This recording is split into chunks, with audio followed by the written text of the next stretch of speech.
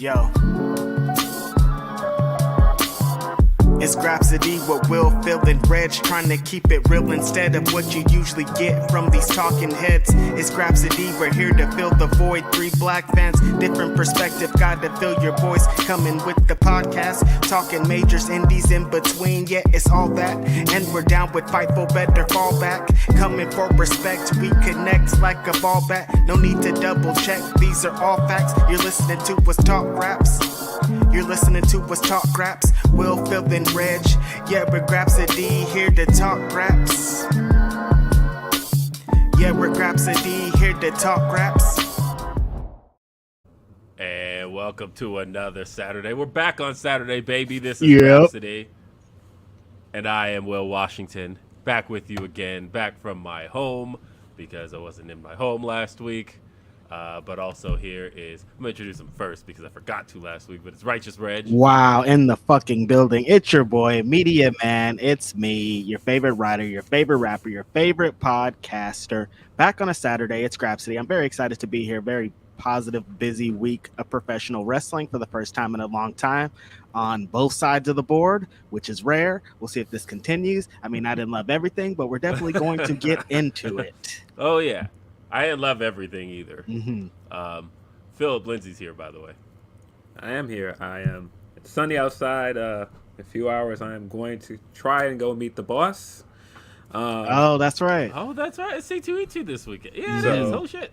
You know, hopefully that comes through. I wasn't believing any of that hype when people were like, oh, the post got taken down. I was like, nah. But They wouldn't advertise it for this long. That'd but be you crazy. see when they put it back up, what was missing? What was it? It no longer says Sasha Banks or Naomi on the post. Now they put it back up, but now it just says Mercedes Vernado and Trinity Fatu. And I'm guessing my theory is them being back with WWE. They probably worked out some sort of deal where it's like, okay, they could continue to do this, but you cannot promote them using our names. And so that's my thoughts on this. But that's the only thing missing when they took the post down. They did repost it, but without their WWE names. It literally just says Mercedes Vernado, Trinity Fatu. Yeah, I've pretty much started to accept that they're going back. Yeah, Definitely. Go ahead. No, I mean, look, we are in a different game here. I see what you did there. Oh yeah, I didn't even mean to do that, but it's a whole new triple game. entendres. Don't even ask him. I feel like Phil might be screwing up though, because he should be in line right now for Sasha Banks, because I'm sure the line is going to be very ridiculous today to see the boss in all her glory, and everyone ask, "When are you going back to the WWE? Are you going to be back on Monday, Sasha?" No, you got to be great.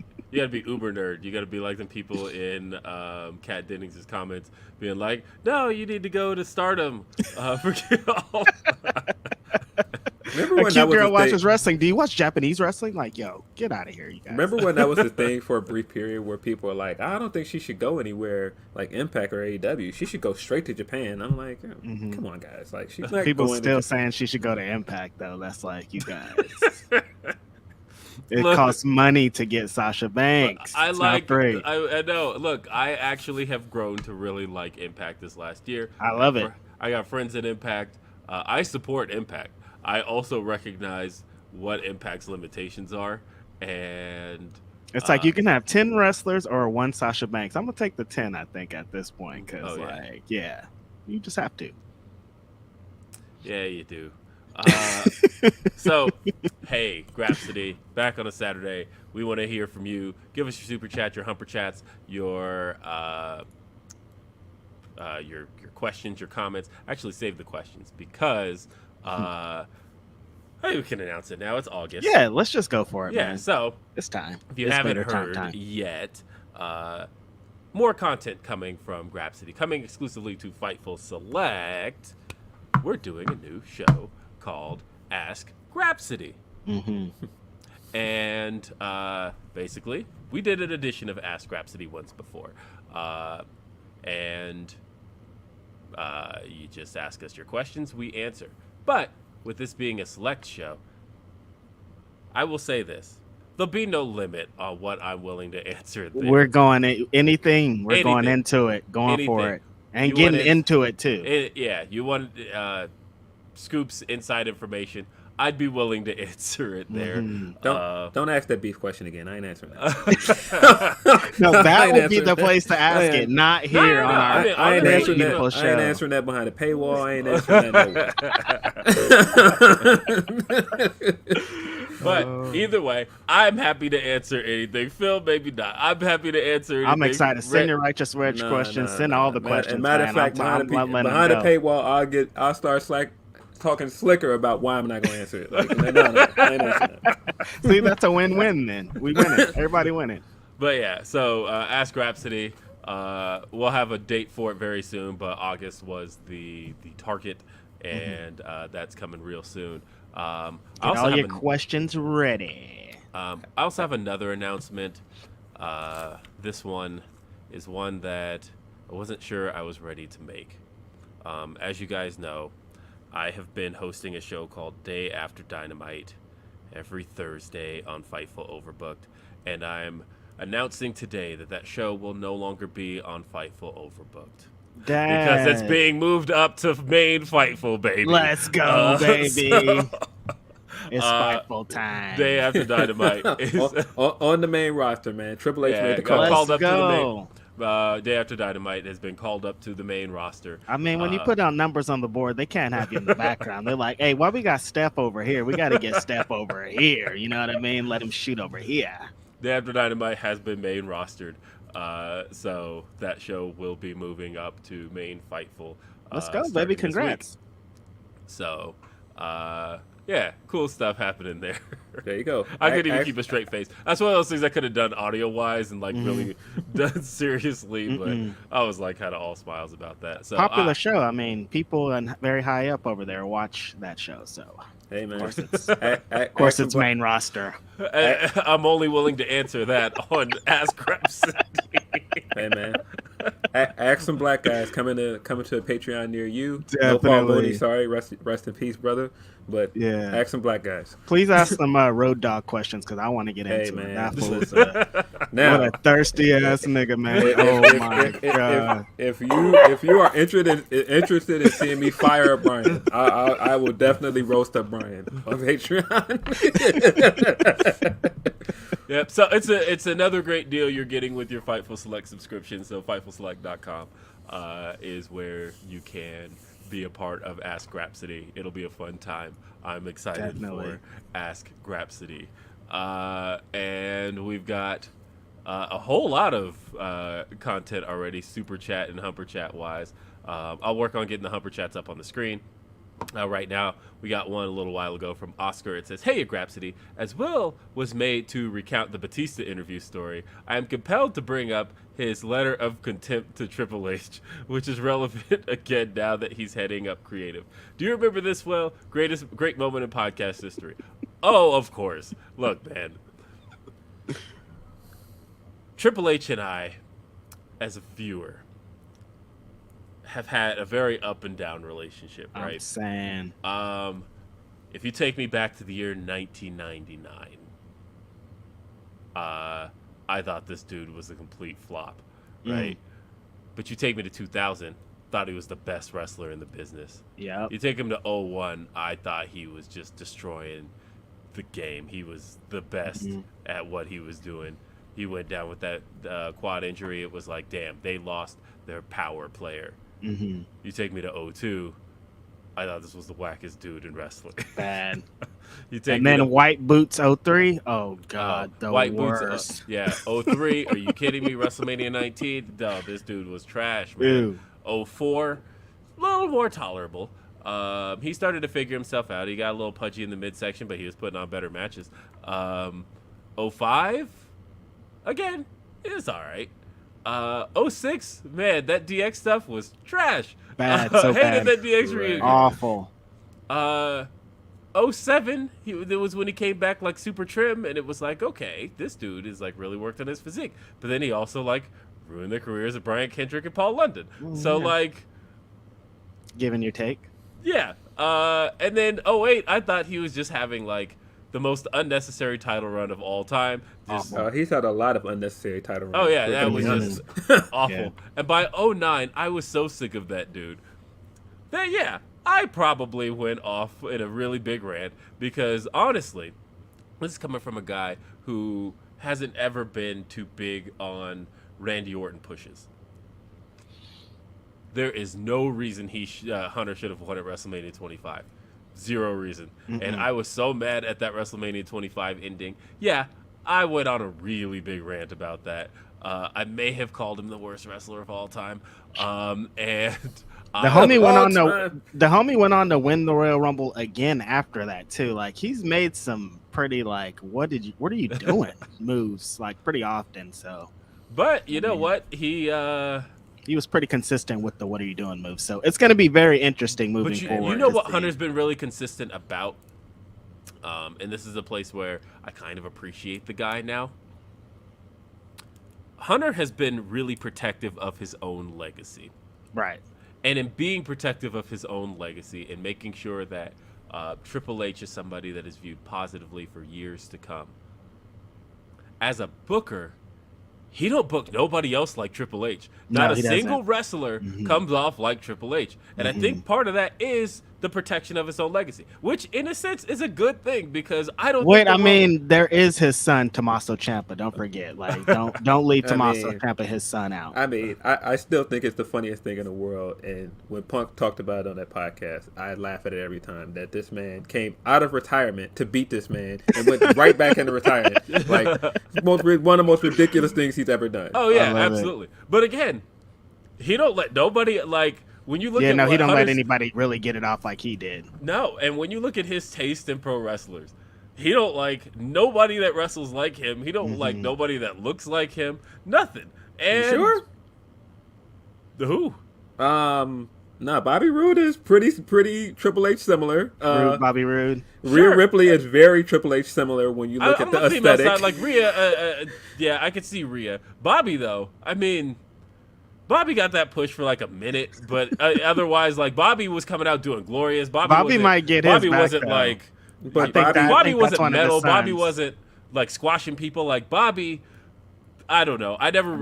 I'm saying like surface level like Triple H, but he don't book nobody else like Triple H. He has made sure that future generations do not touch the legacy of the game. You are not going to see, as long as Hunter's in charge, anybody else like he ever was. Exactly. And the funny thing is, Hunter was very much like a Vince McMahon type guy, right? This guy is 6'4", 260 pounds, fucking bodybuilder dude, and squashed the hell out of everybody. Vince would have loved to have 1 million of those. Hunter, on the other hand, he don't want nobody else like him. And I don't know. You're kind of describing the homie that came back last night. Like, so a couple of things that you said last time. Like, is this guy describing Karrion Kross? Because he is back. Did you watch that show? That's why I'm like, when you say he hasn't booked anybody that looks like him, I'm with you on nobody that works like him and has like the same kind of reign of terror. But in terms of aesthetic, he has booked a lot of people with his aesthetic. I don't know that. No, because I'll say this. Like, if you were to ask me 10 years ago who I thought, and maybe not 10 years ago, but like 15 years ago, like the day Hunter finally takes over, which is so funny that was a thing we used to like talk about on message boards. It used to be a thing, yeah. Yeah, we were like, oh, one day it's going to be Triple H and Stephanie, ha, ha, ha. Oh, shit, it's actually Triple H and Stephanie. Like, it was a joke. This day never really felt like it was going to come, but it actually did. But baby, and he is getting his revenge in, buddy. If you had asked me 10 years ago or 15 years ago what I thought, the wrestlers that I thought I would see under a Triple H reign, man, Johnny Gargano would not have been on that list. Adam Cole wasn't going to be on that 0%. List. Adam Cole still ain't on this list, man. He's something else, buddy. But like Ricochet, he would not be on that list. Like, if I talked about the guys that are Hunter guys, none of them would have been on the list 15 years ago. I would have thought, Hunter is going after like Happy Corbin's world champ. You know what I mean? Like, he's going for the big guys. He's not going for these little flippy dudes. Yeah, but Hunter, but he straight up decided, this is for me. These are He's the smart. guys I want to see. It's not about him. It's about the fans. Like, if it doesn't matter what he likes, because that's not making any money. I mean, so I once had. I can't believe I'm finally going to use this quote publicly, but it's one of my favorite quotes that an AEW wrestler once told me. It was an AEW wrestler who has worked for both Vince and for Tony. And this wrestler said to me, love this quote. I've said it a lot of times privately. This is the first time I've used the quote publicly, and I fucking love it. He said, I have worked for a billionaire who loves wrestling, and I've worked for a billionaire who hates wrestling, and I will take the billionaire who loves wrestling every time. And that was referring to the fact that, you know what? Tony has an appreciation for what happens in the ring. Where the tide is going to start shifting, and maybe not the tide, but at least now there's a little bit of a balance, is the fact that you do have a guy on the other side of things who like is a wrestling fan, right? Like, at the end of the day, Hunter is a fan. Hunter did grow up a fan. Hunter did grow up dreaming of being in the business. He didn't necessarily inherit a business that he kind of resented and has like dreamed of doing literally anything else, like a bodybuilding federation or a football league or movies or literally anything that's not this thing that I'm stuck doing because my family did it. Like, or movies, like there's so many things. Like, he's like, how do we get out of this ring so hard to get this brand over, even though this brand is about the ring? Right, but like Hunter, on the other hand, he's a wrestling guy. At the end of the day, that's what he grew up with. That's what he loves. That's what his passion is professional wrestling. Right. And so it is going to be interesting now to see that on both sides. I think from a fan's perspective, we have finally a time where both sides of the professional wrestling coin have guys on top who do just love watching pro wrestling. Right. Can't What be a mad concept. at that. That's What gonna, a concept, that's gonna right? work for us. Go Like, figure.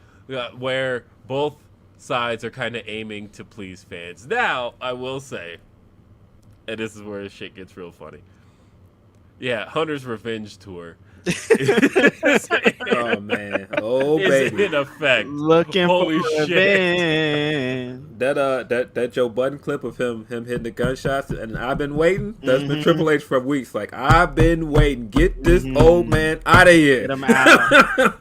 Man, Get like, them on the you know, phone. we Get had my all, people on the phone. Bring them back. we had all our theories sitting around thinking, like, what could Hunter be thinking every single time one of his guys gets called up and then they change everything about him and then release him because it didn't work, and then turn around and go, well, see, NXT call up, another one didn't work, and it's like, but you didn't do the thing I was doing in NXT to know, like. And then Hunter would do these media scrums, and he'd be asked about it, and they say, well, how do you feel about that? And he'd go, well, you know, when you when guys get called up, you know, it's a different thing. It's NXT He in the main was doing roster. a lot of dancing, buddy. Right, and he would dance around it, but we knew deep down It that hurt. Waltzing, buddy. this man hurt. was hurting. This man was getting angry every single time one of his NXT projects got called up and flopped on the main roster, but they didn't even try the thing that he had done in NXT to make it work. Right.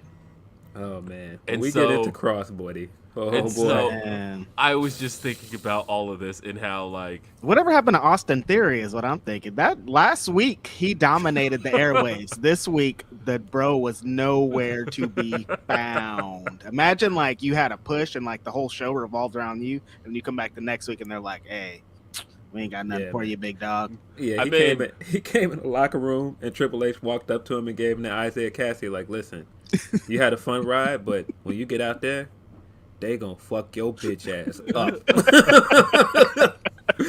I mean, look at Word. main event this week. Main event was Omos versus Ezekiel. It was like, look, Hunter is like, I ain't got time for none of this shit. You know, I tweeted the other day, and I only just realized this morning, and that's why I retweeted it when I said, wait, did this work? Remember when I had tweeted, you know, Hunter, don't even address the 24/7 title. Like, no one's going to ask. And I guess Yeah, he's talking about that.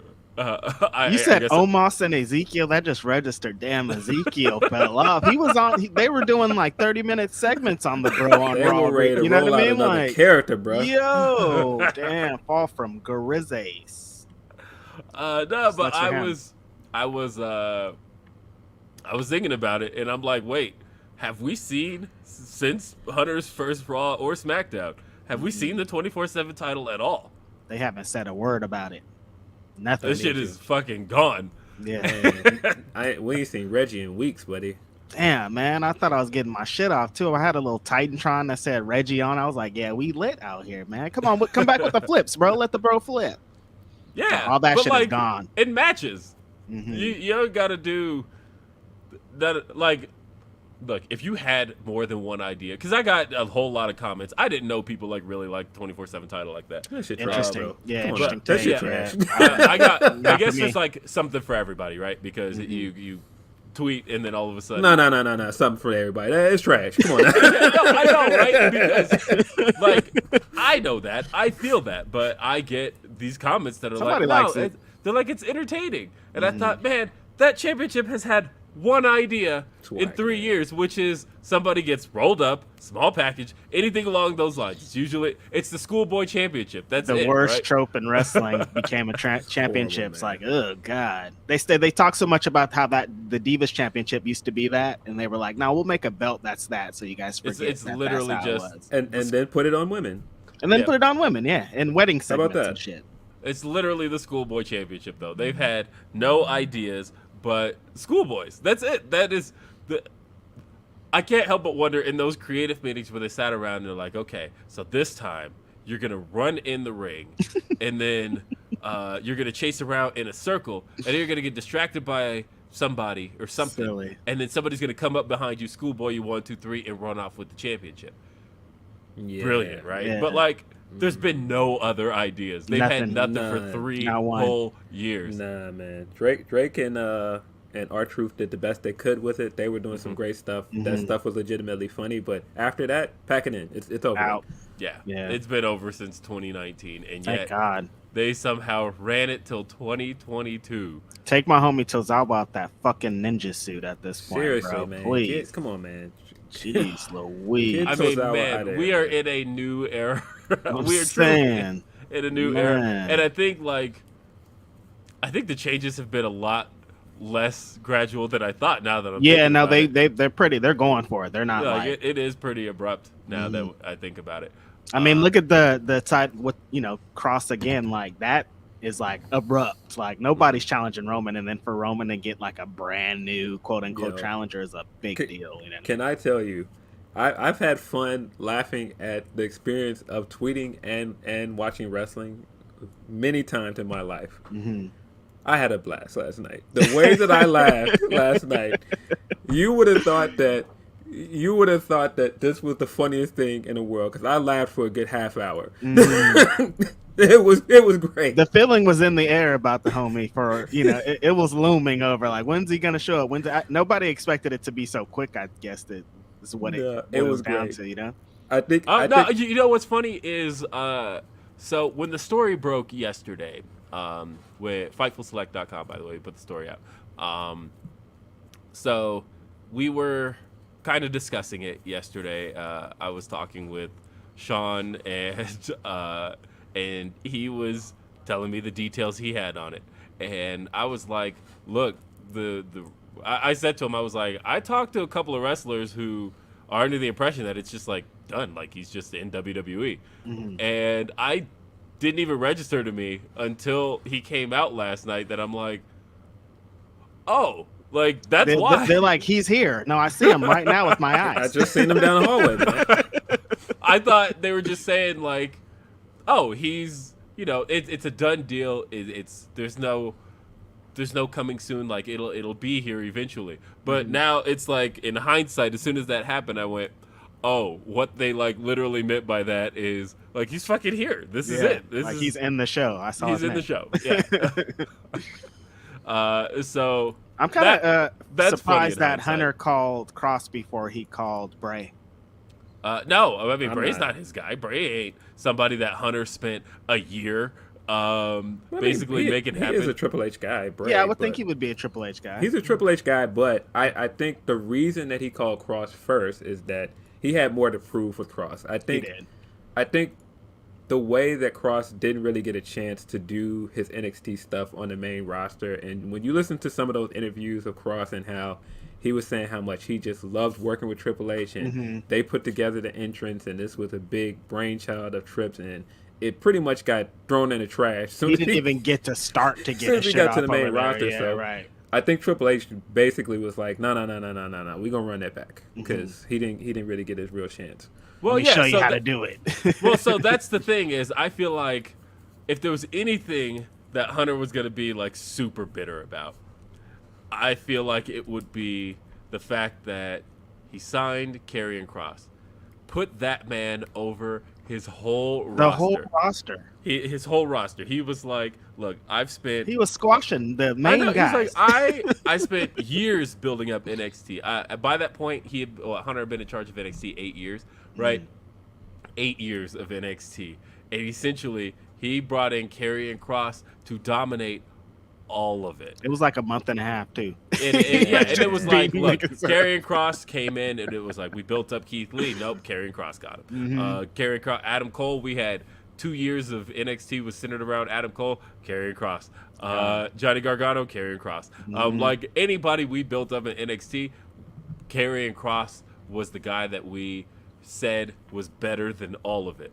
Right. And then you took him up to the main roster, didn't even take his whole act, put him in a mask and bondage, and then released him. Yeah. And changed his music, changed everything about him. And I could like if there was Jeff didn't have his girl there, like a big giant part of his presentation is his, the Scarlet being there. And so they made a point last night to be like, yo, there she is, bro. This is the whole thing. This ain't that bullshit we was getting on Raw. Like, I feel like Hunter had a lot to prove there.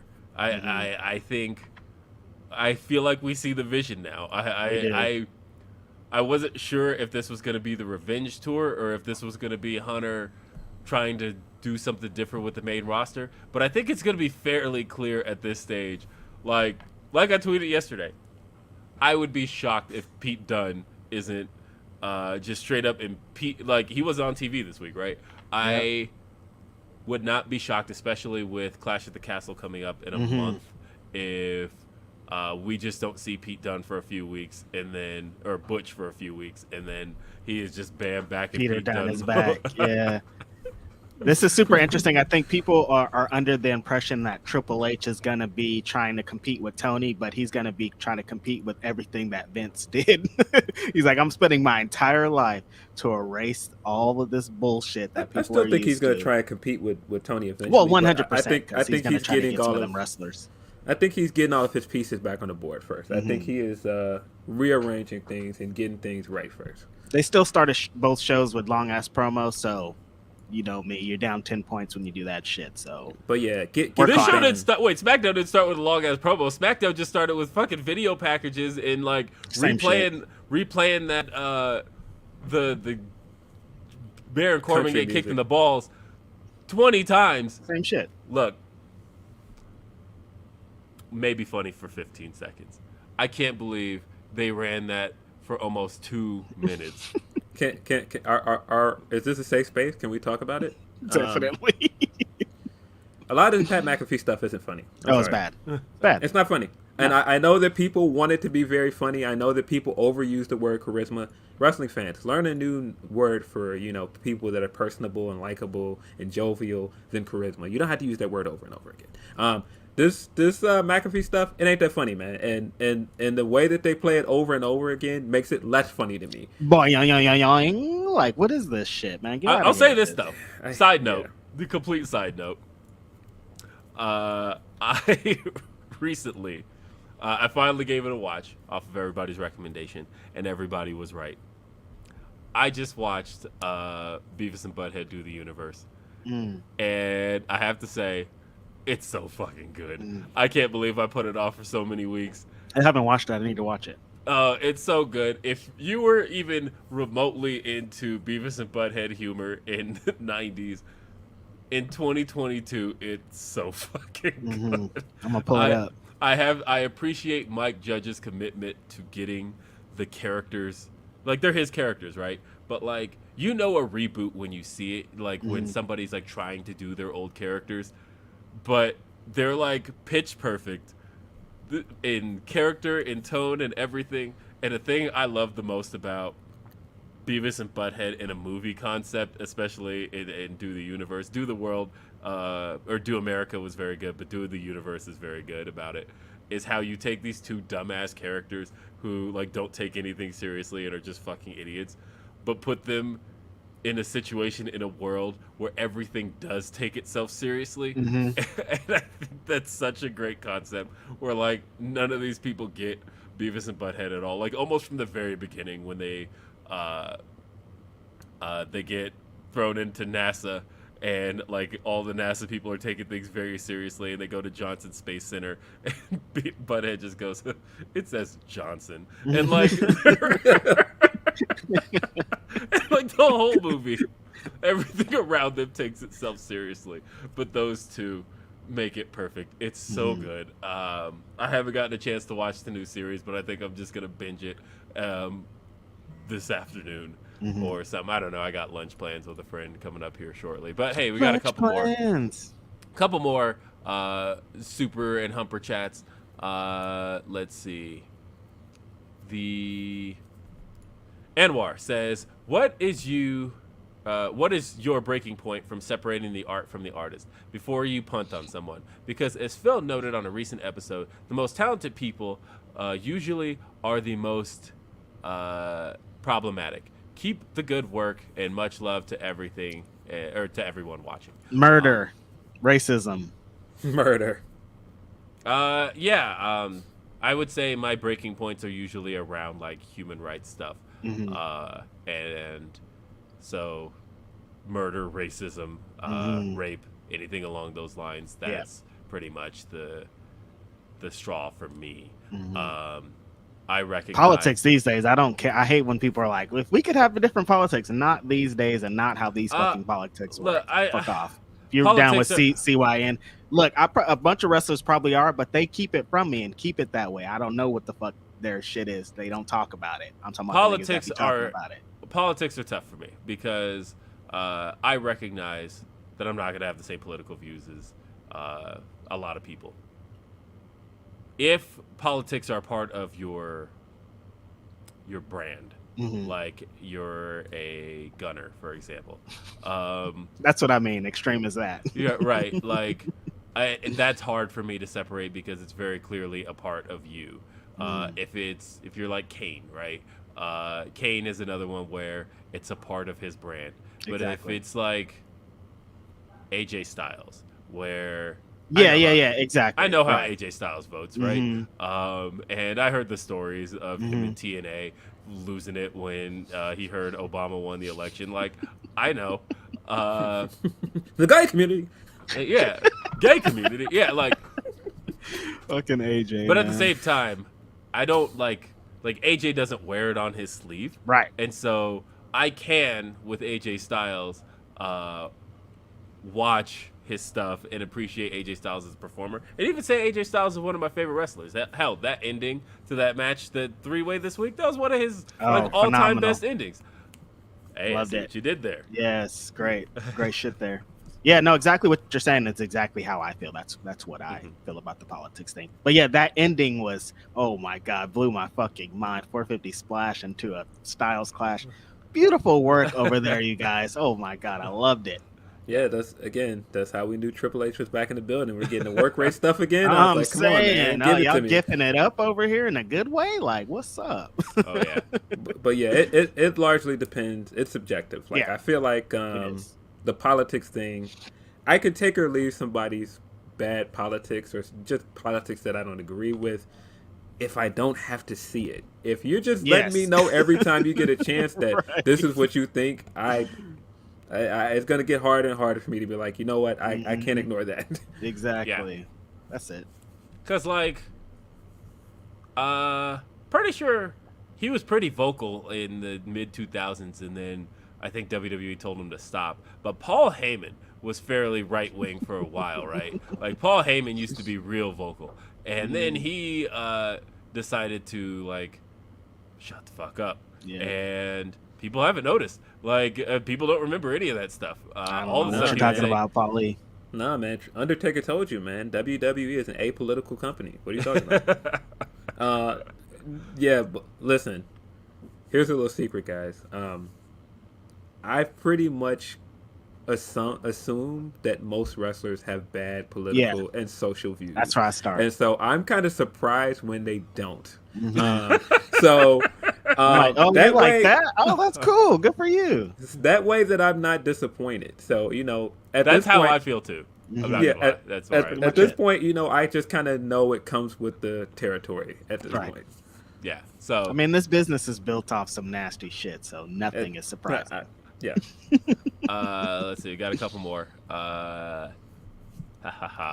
knew we were gonna get into this because somebody would ask, "Hey, Grapsody, I dig FTR and Dax, but can we talk about Dax's association with Cornette? I mean, speaking Very of, off-putting. Also, favorite UGK song. Man, just Whoa, two different wait directions. a minute. that was a big jump. Wait, hey, let's What you talk think about about Dax and Cornette. Jim Cornette, By the but way, you guys also- like UGK? How about that Riding Dirty? Respect. See, there. I think just kind of like what we're talking about. There's like a lot of people that we like that associate with people that are awful like that. That have like. There's people that train with Tessa Blanchard, and that's their friend, but they're not saying it out loud. There's people that we like that are doing this. So like, it's like, are they guilty by association? That's for you to determine. I think at this point. Yeah, I think like co-signing Cornette is hard right now because like If like, you say dude, if like, somebody dude is- says you're cool, that you're gonna be like, you know, he's not that bad. And Cornette loves FTR, of course, so he's gonna be like, I guess the guy's not that bad. He thinks we're cool. That's pretty much where it lands, right? And you know, to me, a lot of it is like, well, there's also a lot of suspicion among wrestling fans that Brian Last will tend to talk about some of the inside information he gets in AEW, and people are like, well, there's these two wrestlers you guys are always praising, and all of a sudden Brian Last has inside information. So I noticed like when I look in comments, people start to put together, they're like, wait a minute, are they feeding that info to these guys? So I see that a lot. I'll say this, like Cornette is a hard association because particularly of the racism. And you know, the hard thing is immediately people jump at, if you say racism with Cornette, immediately people are like, what are you talking about? Cornette loves black people. You know, he pushed New Jack. Watch a New Jack shoot interview, ask him about it. and he would be like, Cornette was the worst. Rest in peace, New Jack. Yeah. So a couple of things. One, guys, and this is coming from black person. Uh-oh. Yo. Racism doesn't just refer to black people. Because if you hear the shit that Jim Cornette says about Japanese people, it's fucking insane. And I can't believe he gets away with this shit every fucking week. And it's like he makes fun of names, he makes fun of their backgrounds. Every single Japanese female is a schoolgirl to him. He says it how they constantly. look, That's everything. That's his go-to line. Is he refers to them all as schoolgirls, even though he will talk about people. He called Hikaru a schoolgirl. Like, what about any parts of her personality gimmick says schoolgirl, right? But these are things he does. He talks about them all just being interchangeable, and of course, to somebody who thinks that way about Japanese people, that's how you would see it. And it's like he talks in a very like, hey, I grew up in post World War II mindset of like, hey, remember when that was how America branded and treated Japanese people? Like, he talks as if he's still in like this post World War II mindset, and it's really weird. But it's like, if you call it, but if you then say Cornette's racist, it's like that's the one thing people just completely overlook. And I see it in comments all the time. They're like, he's not racist. He loves this. He loves this. And it's like, but have you seen the way that, like, he constantly, and it's not just in AEW, like Asuka, he constantly intentionally gets her name wrong. You know what her fucking name is. Correct. And I mean, even if we're not gonna jump into the stuff he does with Asian women, because I keep seeing people go, but he loves black people. Homie got walked out of NWA for making a fried chicken joke. Like, let's knock it off, man. Yeah. Come on, man. It is what it is. Like, so yeah, I think that Cornette is an odd association, and I think it's okay because, yeah, I can't believe I'm going to say this. This is something I've never said before, but because I know there's usually the mindset of, well, but he did a lot for wrestling history, and he's a great historian, and you know, he founded Smoky Mountain. He was one of the greatest managers in history. Blah blah blah. Here's the thing. Here's the thing.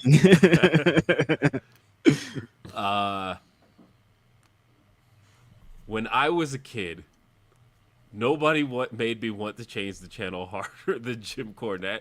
So I don't have that attachment to him the way certain people older than me do. Because for me, especially in like '96, thumbs down. There is nobody I wanted to see on TV less. The second he was on TV, no matter who he was managing, I was checking out what was happening on Nitro. And not a fan, huh? I was not a fan. I had nothing for, like, and granted, when I was like 9 years old, right? But I distinctly remember when I heard the name James E. Cornette, there was nobody I wanted to see less than that. It was boring. Man. They had the boring segments, and then in '98, he like brought back NWA. The NWA, it my was God. Bad. There was the slowest segments during Raw. I was like, dude, what is going on here? So it was. We didn't have a good attachment to. We've never had a good attachment to Jim Cornette. No, I didn't. As our generation of wrestling fans. Yeah, I didn't have a good attachment. So he's been very like, leave it when it comes to take it or leave it. And I don't know. As far as Dax's association, as far as FTR's association, I mean, I don't know. I do wish, as somebody who has who I've watched stand up for social issues, the way I've seen both Dax and Cash do so in very great ways. It is interesting that they kind of stay silent on stuff like that when it is a very like sexist and racist thing. So I don't know. I mean, look, at the end of the day, wrestling is still a boys' club. It is. And I do think that a lot of what Dax likes about Cornette, and I don't know specifically what it is that, you know, he's a country dude like him. I think that he, you know, is also, you know, manager of the tag teams that he's enjoyed. Right. A big part of his wrestling viewing and, you know, his wrestling experience was molded by Jim Cornette. I get that. Yeah. So I don't want to, you know, just go, all right, well, that means he agrees with all his politics. He might not. He just might enjoy what he brought to wrestling, and he might even enjoy some of his criticisms of wrestling. And it's the thing we were just talking about. Right. And even though I find his style of, you know, analyzing wrestling, of yelling and being completely negative about things to be tiresome, I don't see how you can listen to that constantly. But I think his point with the Dave thing, and I could be wrong, is that, you know, you don't have to listen to the guy. And I say this all the time. If you don't enjoy somebody's content, don't listen to it. Right. You can always block this guy on Twitter. You could always not listen to any of Cornette's stuff. Now, again, I don't think that means Dax should be rolling with dude or defending him, but I don't think that he necessarily defended him. I could be wrong. Right. I guess last thing I'll say about Jim Cornette, because I think this is very funny.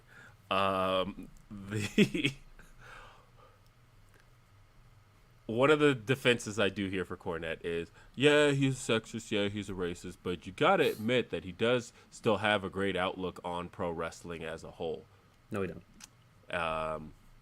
And that he does still understand booking. Why the fuck is he doing a podcast and not getting paid? No, okay, so they say, I've heard that he still has a great understanding of booking. And I'm just going to cite one example. I want you to go listen to it and get back to me. go listen to Jim Cornette's opinion on Liv Morgan versus Ronda Rousey. Then go watch this week's SmackDown and tell me how those two things sync up. Well,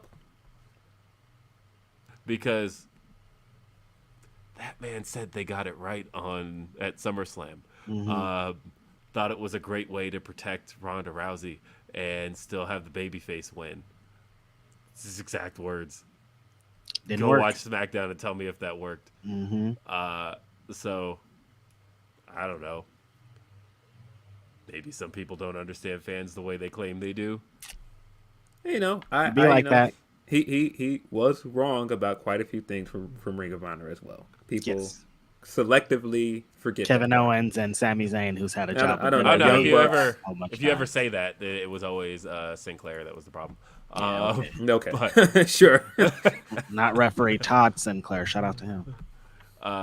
And hey, let's also read some of the super chats. We've got Van Twinblade says, tie Reg to a chair and make him watch nerd stuff. Why? I mean, I think it's time. I didn't know where you were going with that. You tie Reg to a chair. I was about to say, didn't do what with him. Like, You know what though? I feel like that would be great select content because honestly, I want Reg to sit through all 9 mainline Star Wars movies. Oh my God! I just fell asleep hearing you say that sentence out loud. I don't know, Phil. Can you think of anything else we should make Reg sit through? Just watching him try to watch all 3 Lord of the Rings movies. Oh my God! You're talking crazy right now. That would be hilarious content. Oh my God! 500 hours of my life. Yeah, just trying to explain like what is the point and like so they're just walking, right? And I'm Right. like, What's going on here? I don't know. yeah, but they they have to get to this point to get. But why so much in the movie than walking though? Like, No. I'm cool. I'm chill. Justin Spencer says, "What's good, boys? Well, can we get a Disco Inferno and Booker T impression?" I mean, I don't know. Disco, you have to give me like a topic for Disco to be talking about because you have to be like blissfully uninformed about it, but like be speaking confidently, and where what's a good example? It'd be like, nah, I was gonna use Cross, but he trained Cross, so I can't even do that because he would at least have that, but I don't know. I could just picture him being like, well, why are they booing Liv Morgan? Wait, what is that? I don't understand. These It's fans. Kermit. I'm telling you, it's Kermit. No, you got to like combine Kermit the Frog and Ray Romano, but you have to like again, you have to like be blissfully uninformed, but be speaking in a way where things aren't being explained to you. yo, that side of Twitter is gonna hate us. Definitely. I don't give a shit. Gonna hate us. That's what it is. Yo, never these liked dudes this. on here going in on Cornette and Disco, yo, Back they to are gonna black. hate us, Oh, bro. Yeah, I mean, whatever. I mean, I don't care, but Yeah, I don't give a shit. But I mean, look, and Booker T, I got to have Booker T on commentary this week. Man, this was a week. B-Ride. We got to talk about my fave 5. Nah, this is... oh my goodness. Oh, my goodness. Shucky ducky. Quack. Quack. Love it. Hey, it's your boy, Mike from Indeed. Oh, shout out to Mike. Sending some love to my favorite podcast before I have Dental Mayhem go down this afternoon. Have a great weekend, everyone. Hey, enjoy that dental mayhem. Shout out to Mike. He's on his way to the dentist, and it's going to be some work going on there. But yeah, everybody listen to Indeed. We've been watching a lot of independent wrestling. It's going crazy out there. Streets are on fire. I watched, speaking of great wrestling, I watched For Breakfast Shingo and Will Ospreay from G1 last night, and that shit was on fire. Oh my God, these counters and the moves and the speed, just like beautiful. This is how you pro wrestle right here. Will Ospreay and fucking Shingo G1 last night. I just watched the main event because I wanted to check it out, and the shit was phenomenal. Fantastic. Great professional wrestling. How do you do it Like they're gonna do another one tomorrow. Like it's like Japanese wrestling's insane, man. Hey, Shock, you're not to cut into this. Him saying Japanese wrestling is great. We haven't addressed any of our enemies. If I addressed any enemies on this podcast, it'd be a different show. We never address. But I don't have any enemies. I don't have enemies. I don't have enemies. I don't know what you're talking about. Like legitimately, I don't care. I don't have any.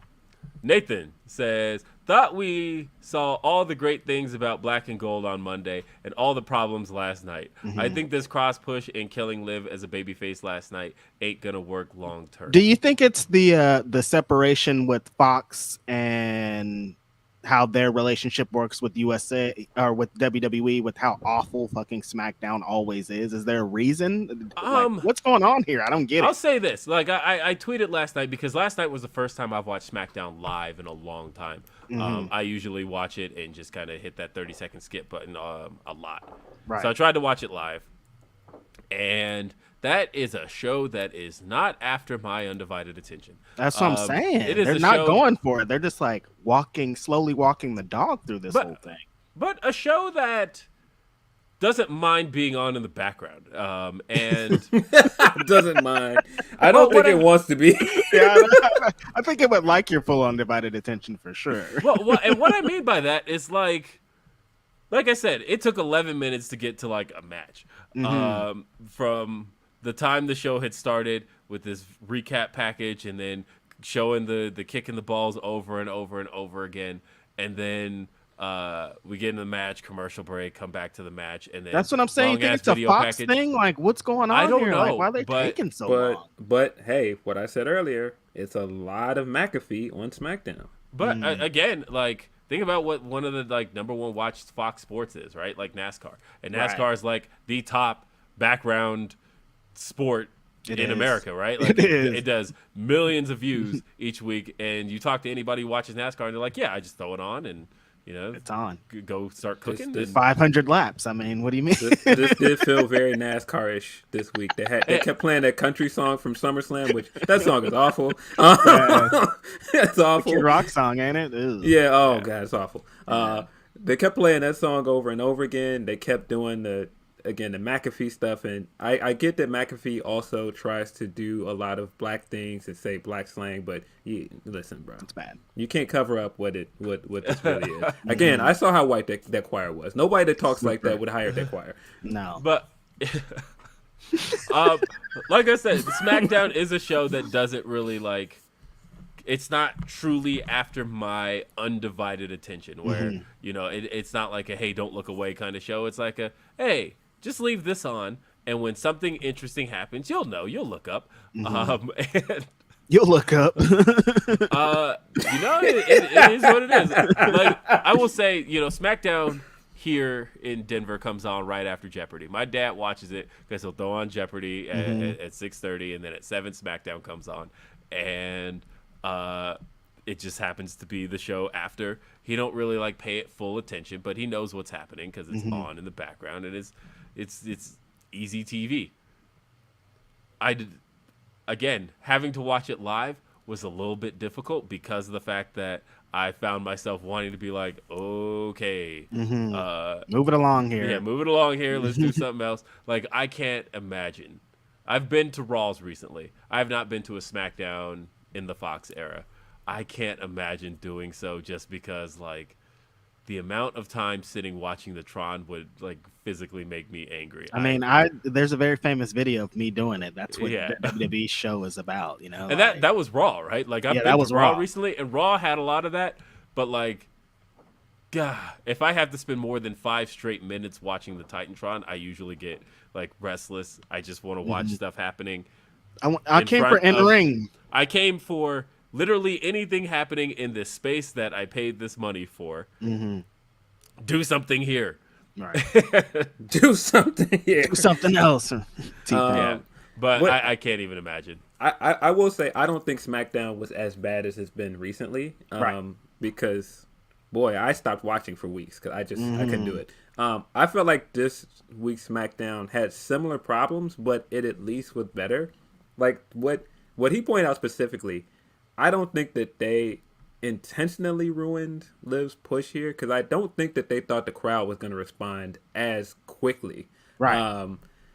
But that crowd wasn't. It's funny, having they it. don't know fans. Fans will turn on you. That's how it is. As soon as Yeah, you get the belt, you're a different wrestler. You're not the wrestler that I used to like. You're now some different wrestler. Yeah, that which crowd is wasn't very having confusing it last night. to me. And I'm like, you guys wanted this, man. Wrestling fans are confusing. I think it can be a good thing for a heel to be justifiably right, Yeah. but it's almost always a bad thing when a babyface is demonstrably wrong. Mm-hmm. And I feel like to basically, when you have both, right, where, you know, Ronda may be the bad guy in the situation for beating her up after the match and beating up the referee, all of that, right? But, like, she's justifiably right. Yep. And then on top of that, not only did Liv Morgan tap, she tapped with, like, time left, right? Mm-hmm. She tapped.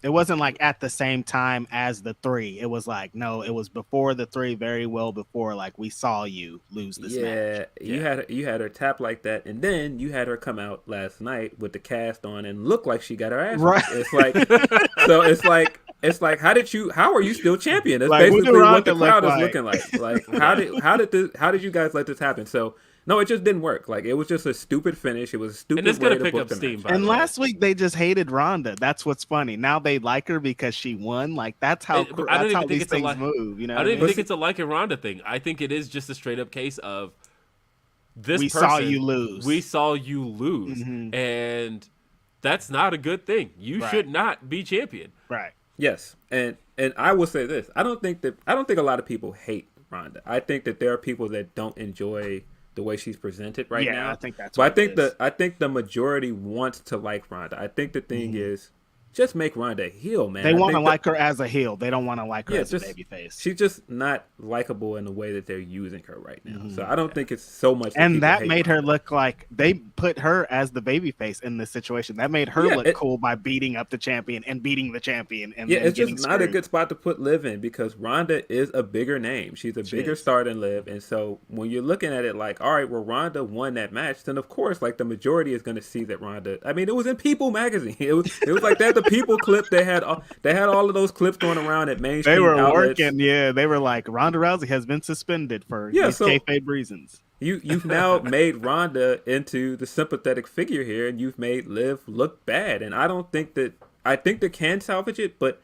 I think it's gonna be rough. take some doing. I think personally, I think they should put the title on Shayna.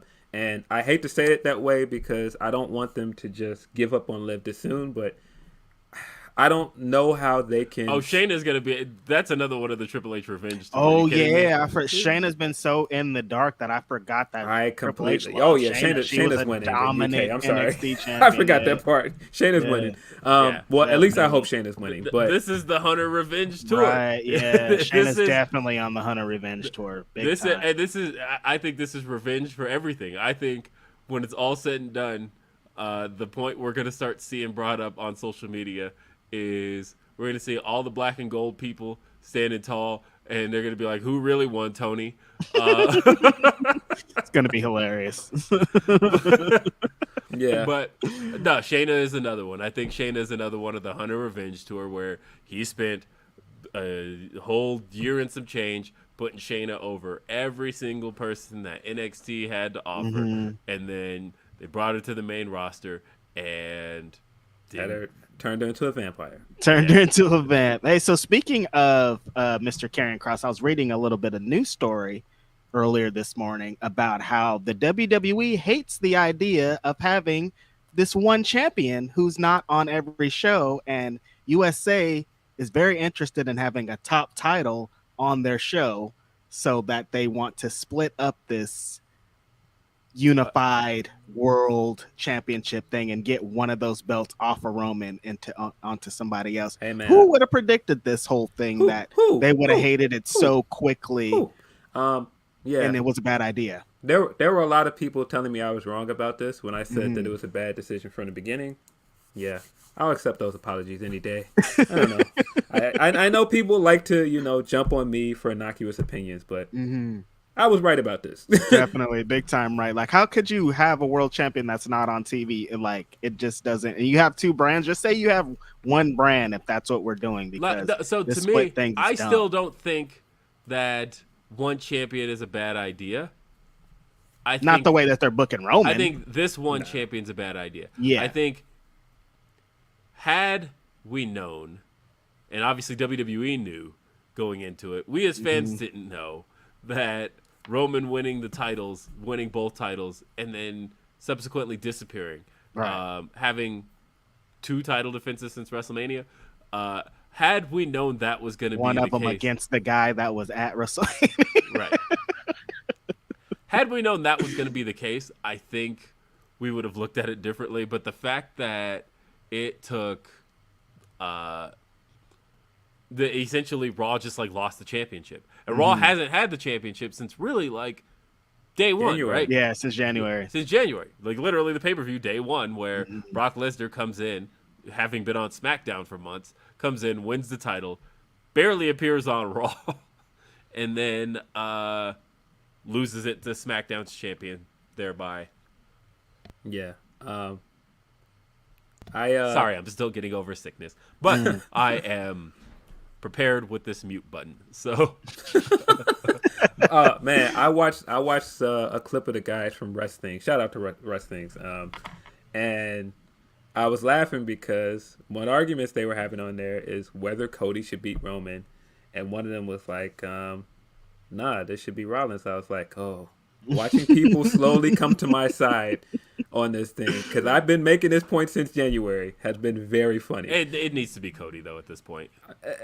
I understand Like why they it can't needs to wait be, at this point, you know. I understand why it needs to be Cody, but watching people agree with me that Rollins should be champion, and Rollins should have been champion a long time ago.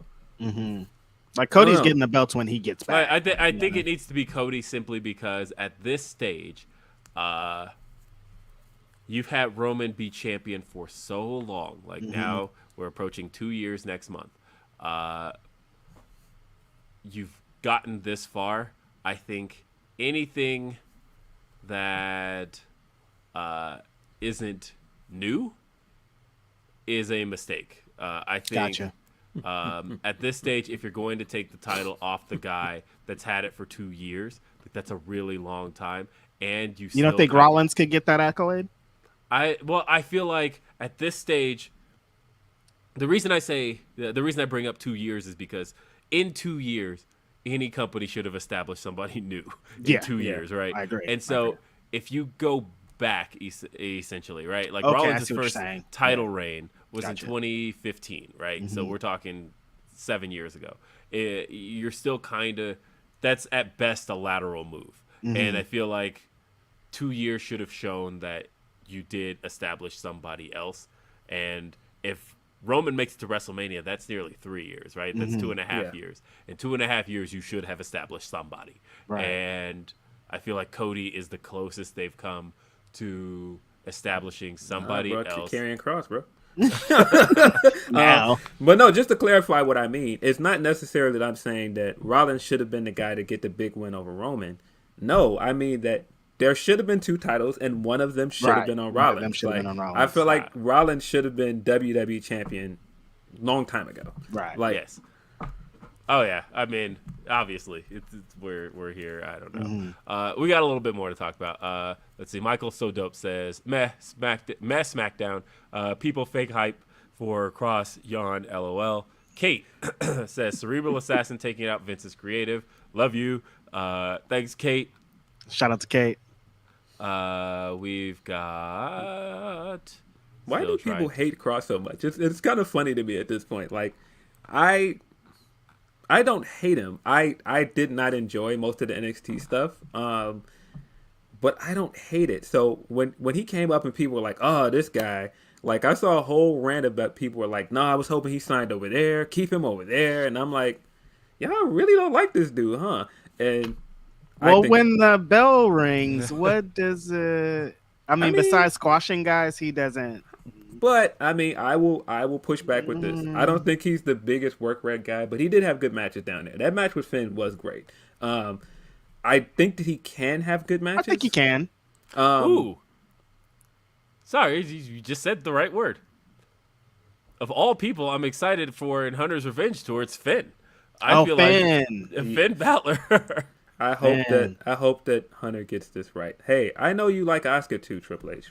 Raw could be pretty. Raw has a lot of Triple H Revenge Tour candidates on it. So like Kevin Owens, like there's a bunch of people that are over there that need to get something because they were in purgatory for so long. So. Yeah, I will say this to be fair with the Cross stuff. Again, I wasn't the biggest fan of the stuff he was doing on NXT, but I did think that he didn't get a chance to really show what made some fans interested in him on the main roster. And so I'm interested to see if it works. Now, if it doesn't work, I'm going to laugh hysterically. But I am interested to see what Triple H can do with this. And I do think that a lot more WWE fans are going to like Cross within the next few months because I think Triple H is going to get some of this stuff to work at least. He knows how to present himself, and that'll and to be honest with you, the way he was presented last night was better than he was presented any of the time he was on the main roster before. Agreed. And I didn't mind the way he came in. I thought it was the right way to bring him in. I thought it was a perfectly fine angle because Roman needs some fresh opponents. Drew definitely needs some fresh opponents. So it worked. Now, again, I don't know if that means strap this guy up and make him champion. Strap the rocket to him. I definitely believe that that's what Hunter is getting ready to do. He's about to give him the push of a lifetime. Yeah, I'm not surprised about all this. Cross is probably at the top of the list of most surprising people that were released because I just know when he got signed, I was like, oh, Triple H, that's his guy right there. Like I know he likes everything we talked about earlier. He likes flippy guys. He likes this thing. But when I saw Karrion Kross on the Independent as Killer Kross, I saw him live a couple times. I was like, oh, this guy's he's on his way. Oh, when he was in Impact doing his thing for a long time, like I just knew that he would be one of those guys. So I'm not surprised that he's back quickly. And I do believe that Triple H is gonna fucking I feel like this is really where Cross belongs. I feel like Cross fits with WWE better than he would have fit anywhere else. And really, this is where Cross wanted to be. He made that very clear in every interview after he left that he basically still wanted to be there. Definitely. And so, and I mean, of course, contingent on working with Trips, but yeah, so I'm willing to give it a chance. I hope now people recognize what I was trying to say about NXT 2.0. That there was a disconnect, right? Where NXT Black and Gold was clearly not serving Vince's vision, right? Right. And so NXT was shifted to fit Vince's vision and hopefully get more successful call-ups. Now, what's interesting, nobody from NXT 2.0 got called up during Vince's run. Right. So we never got to see what was going to happen when they went over there. For all the talk of, well, NXT 2.0 has obviously been more successful. Where? It's not looking all that great for Braun right now. So I'm saying all that to say, and granted, Hunter was really big on Braun Breaker, even going into because he talked him up before 2.0. He was like, hey, we got this. He was like, we got the son of Rick Steiner. He's going to be amazing. He is killing it at the Performance Center. Like, Hunter was really big on him anyway. But my point is that now we have a disconnect again because NXT 2.0 now doesn't exist to serve Hunter's vision. Right. And so I do think that in order to get things back on track to serve the vision of the head booker, the main guy of main television, I don't think presentationally, I think they spend all that money on those graphics and the set, they're not going to ditch all of that. Some things as much as that advertisement, it'll be so hard to change all that. As much as I am very sure that Hunter is just like, man, just like put like just 2 skulls up there. Get some skulls in there, get some metal, man. It's too bright, bro.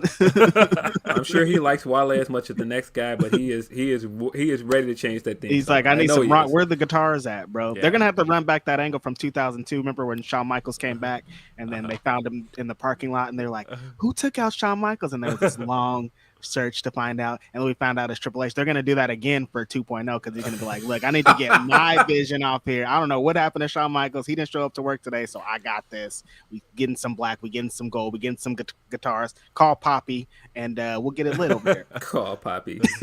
Oh, Poppy's getting the call up too. Poppy Are you is like kidding me? been waiting, like, yo, I can't wait to go back and get some entrance. Clash music at for the somebody. Castle. You'll see Poppy just standing at the top of the stage. Yeah, that's how it's gonna go. Wrestle Voice says, "Congrats on all the success, brothers. Y'all are going to continue to keep doing great things. What are your thoughts on the amazing black talent we have in the industry? I mean, geez, read some of Reg's writing because that's what this man does. Let's go, Ricky, Swerve, Keith, and Powerhouse especially. All right, I've been wanting to talk about all of this week. I'm like, finally get to AEW. I want to talk about Jungle Boy and his white privilege to start this off. How you gonna have a murder beef on camera? They saw this guy try to murder somebody in his car. We saw him. He drove and tried to kill somebody. They locked him up. The bro still. How are you out?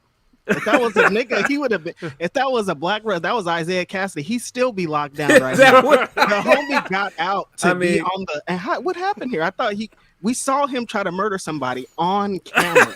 I saw it with my own eyes. They saw it. The police, everybody saw it. We got it on camera. The bro's out. How do you get out from that?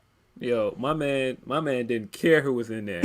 He was like, "Oh, Tony there too. He can get it too." I'm saying, he didn't care about Tony's money. He did not care. He was trying to run the whole cast down. They locked him up, but the bro got out. How did he get out? Changed his shirt and everything, bro. Yep. Fucking scam. Nah, for real though. Scam. The big homie Powerhouse Hobbs. Oh my goodness gracious! Had a new entrance. Jeez, that man looked like a star. Louise. I talked to guess how quickly this entrance thing came up. I talked to the homie and he said that it was that afternoon. They were gonna make a little tweak and they made a super duper tweak to make this amazing. Like, how you changed the presentation of a guy that, like, with the snap of a finger, he looked like a bigger star. I was like, I'm so excited about it. As soon as his entrance music hit, and it was just like, oh my god, he's a bigger star. He looked like such a bigger star. Jeez, I thought he looked amazing out there. So awesome. Starting with last week and then to come back from last week, that great angle to looking like this giant star dominating, and then to hit this fucking snap ass spine buster. Beautiful work, man. I fucking loved every moment of it. I'm looking forward to him and Starks. I think Ricky Starks is on a fucking run doing incredible work. Holy shit. I think ultimately Starks has to be the one to go over here just because this is the Starks train setup thing for sure. I agree. But I do feel like Hobbs is going to look really good all throughout. Already. I think ultimately, the vision is clear in front of me now. What's the biggest money thing you can run with? The Battle of the Goliaths, of course. Yep. It's got, like, in game for Starks, or for Hobbs, is Wardlow, right? Like, all of a sudden I'm looking at it and I'm like, that's the end game. TNT Championship TNT fucking title showdown. On the line. Big boys. Hell yeah. Yeah. I'm I loved good. it. I'm really happy for Hobbs. I'm loving everything that's happening right now. I'm loving that Ricky Starks is getting his due. Because remember, we talked about when we did this podcast before we started this, we're like, who's or some guys that could be the guy? And I was like, yo, Ricky Starks, they got him. He's there already. They just have to put a little bit behind him, and they put something behind him. People are behind him. Like, when he gets the big win, it's going to be monumental. I'm super excited. Let me tell you, though, and then talking about Swerve, like I mentioned a couple weeks ago, it's been now 4 weeks, I made that change to Swerve's theme music. There's nothing I pay attention to more on TV now than how the crowd responds to that. Because it's one thing to have ideas in pro wrestling, and like I've had ideas of pro wrestling show up, but it's one thing to have like one of my direct things where it was like, okay, this is a thing I directly did. You did. And it kind of almost requires crowd involvement. And so I am like not only every single time I hear whose house, I'm not only like listening for it, but I'm watching the audience and I'm like, all right, who's doing it? Who stood up? How many hands did I see go up? It sounded good last night. Well, it sounded great last night. It sounded great last night. It sounded great the week before. Really, just the first week. This is a thing I can't believe I'm admitting to, but I put together a compilation of all 4 times it's been used so far, just as a comparison. And I love it. And like that first week where it was like whose house, and like it's kind of a tepid reaction. Second week though, it was like whose house. That was it, right? I heard it and I'm like, okay. Third week was so loud, I was like, nah. Shout out to Worcester, Massachusetts on the third week, and then. Last night in Grand Rapids, Michigan, great shit. I was very nice happy. crowd too, Michigan. Yeah. I lived in Michigan. I don't know Michigan terribly well. I think Grand Rapids is like 3 hours outside of Detroit, but I was curious how running Michigan twice in a month was going to go. But apparently 2 different markets did just fine. And they showed out for Rampage / Battle of the Belts. That fucking main event no DQ match, that damn German suplex. What are you guys? That's craziness. You know what was nuts about that spot? So of course we're talking about the German suplex spot in which Josh Woods German suplex Keith Lee off the ring apron through 2 tables. So what was crazy about that spot was I'm watching it, and we've seen it a million times. Somebody attempts things like that, and then it doesn't happen, right? Because it's like, how are you actually going to do it? And in the back of my mind, I'm watching it going, what if they did, though? Wouldn't that be crazy? Wouldn't that be nuts? I mean, it's not going to happen. Like, somebody's going to come break this up, or like Swerve's going to come over, powerbomb Josh Woods to those 2 tables. We know how this goes. And then once I see Tony Nese get up, I'm like, what's about to happen here? And then he kicks Keith Lee's hands, and Josh Woods actually suplexed, German suplexed Keith Lee through 2 tables. Crowd chanted, "Holy shit!" JR said, "Holy doo doo." Yeah. And nice landing for the guy. Safe bump. Oh, it was great. I loved it. That wasn't the craziest call I heard JR do last night. When JR threw out a "gone with your bad self," I was like, what year is it? Like, what are you doing, JR? No, when Anna Jay was choking out the homie on the Dynamite, and JR said, what a way to go. Yo. Like, you a nasty man. JR got to relax, man. What a way to go. What was crazy is that remember when JR placed next to Lawler was like, oh, JR is the straight man here. You know, like Lawler is... He would have to control Lawler. Yeah. And now it's like, he just only had slightly more control than Lawler. And so by comparison, it was like, nah, that's not who JR is. JR, but no, we know. No, JR is Lawler now. He's be getting his shit off. Man, but yeah, that main event last night was great. Tremendous. Swerve and Lee together have had 3 really good tag matches. I mean, the Forbidden Door tag match, of course, their title win, and this match. Now the Double or Nothing match too. The Double or Nothing match as well. That match was fired. Can I say what I want to see? And I guess this ties into other black wrestlers from the week. I know that the want going around right now is still FTR, right? Especially from like the fans online are still like, okay, FTR have been number 1 contenders for like 3 months. Give them their shot at the titles. It should be Swerve and Keith Lee versus FTR at All Out. Disagree, because the thing that FTR has going for them is 3 sets of title belts, which gives them other shit to do. Yep. And so I mean, we just saw them have 2 matches of the year for not the AEW World Championships. So. Yeah, and so I'm still like, nah, defend those titles. Yeah. And you know why? Because there's one act right now that if you don't capitalize on right now, and there you go, Philip Lindsey knows what I'm talking about. There's one act right now that is so hot that I feel like if you don't capitalize right now, you may not get an opportunity. I said it as 20 hot as times. When that theme hits, the crowd goes crazy. But right now, the Acclaimed is so hot right They're now. hot. HOTT. And they got to have a great showing against the Gun Club. And although I got to say, when that cardboard box fell out of the dumpster, I thought that was a body. I was Right. like, I was real worried. No. That went terribly wrong. I know. I backed it up. I was like, wait. What did I just see fall out of there? Because It looked violent. Because I was like, whatever it was got crushed. And then I was like, okay, it was a cardboard box. I played it in slow-mo. I'm like, did I just see a body fall out? But no. Either way, they got to have a great showing. Crowd was way into him. The crowd loves everything about the Acclaimed. Yep.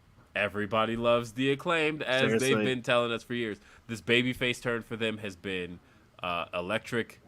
And man. I say... Bowens be working, man. Bowens be the crowd was chanting, let's go Bowens. The crowd is into Bowens. Mm-hmm. I feel like it would be a mistake to let them do anything else. But, they pointed out that they're the winningest AEW tag team. Yeah. And they deserve their shot, man. They do. And I'm like, okay, it's time. It's got to be the Acclaimed. You just gotta, go. Like, honestly, that's what I would want to see right now is Swerve and Keith Lee versus the Acclaimed. That would be dope. And what's funny is that would bring that first Swerve segment, that first Dynamite he was on full circle. Oh, right. Remember when it was the Acclaimed backstage? They were interrupted by Starks and Hobbs, and then Swerve walked in, and then they were like, "Swish a house." Like, remember that segment? I don't know why that's still like in my head vividly, but the Acclaimed have still not gotten to be involved in any of that, and that would bring all of that full circle. I like it. I'm loving it. I would like to see it, man. I actually really liked that dumpster match. I was surprised that it was as good as it was. I liked all the small touches, like the gear choices. I mean, Bowens coming out with the homage to Road Dogg. Billy Gunn's. Yeah, no, that was. You're right. Go ahead. He had the scissors on him instead of the lips, and I don't know if you guys noticed, but my man Castor had that homage to the Gangstar logo on the side of his tights. That's dope. Yeah, great. I thought it was great. It was but great. I agree with you. I think that Acclaim deserves their shot. Did you see where Austin Gunn said Road Dogg is officially giving him the blessing to continue doing the shake, rattle, and roll punches? So I bet. So he says he's going to keep it going. I bet. Yeah, he's trying to get all the little bait he can send out. Yeah, you can do my move. I'm sure. Tell your boss about me. Yeah. Tell him where you got that from, Colton. Tell him where you got it. Guy is thirsty, man. Jeez, every time he has a new thing, he's like, but also I'd be a great fit for AEW. You guys like fruit snacks? It's like, what are you talking about? What does AEW got to do with this, bro? I'm going to keep dunking on Brian. He deserves it. Brian absolutely deserves to be dunked on. Nah, Brian is like calling Verizon wondering, he's like, hey, is my phone working? Because I haven't gotten, I've been sending these texts and I just had not got a reply back. It's like, is it my phone? I think it's my phone. This is probably my phone. Do I got a signal? When they make the phone call just to make sure that the phone's working. No, it's working. You're getting and receiving texts, bro. Yeah. They just don't like you over there. Like Karrion Kross returns. He's like, all right, it's any second now. Triple H lost my number too, man. My phone is just not working to Connecticut. Text the Hunter like, Florida, hey, I don't know. Hey, just so you know, this is still my number. It's Road Dogg. Yo, yo, calling somebody and leaving that on their voicemail is sick, bro. It's Road Dogg. Hey, you can't forget. Oh shit. Dream Ninja says, I try not to be overly optimistic with Triple H in charge, but the possibility of S and N back, Gargano and Candice back, and NXT version of Shayna, sign me up. Yeah. Again, like I said, Revenge Tour. This is it, man. But the thing is, the key is we get to see if it works. Get Shayna her old theme back too, man. Yeah, I love the old this theme she has. like is that horrible. one. Yeah.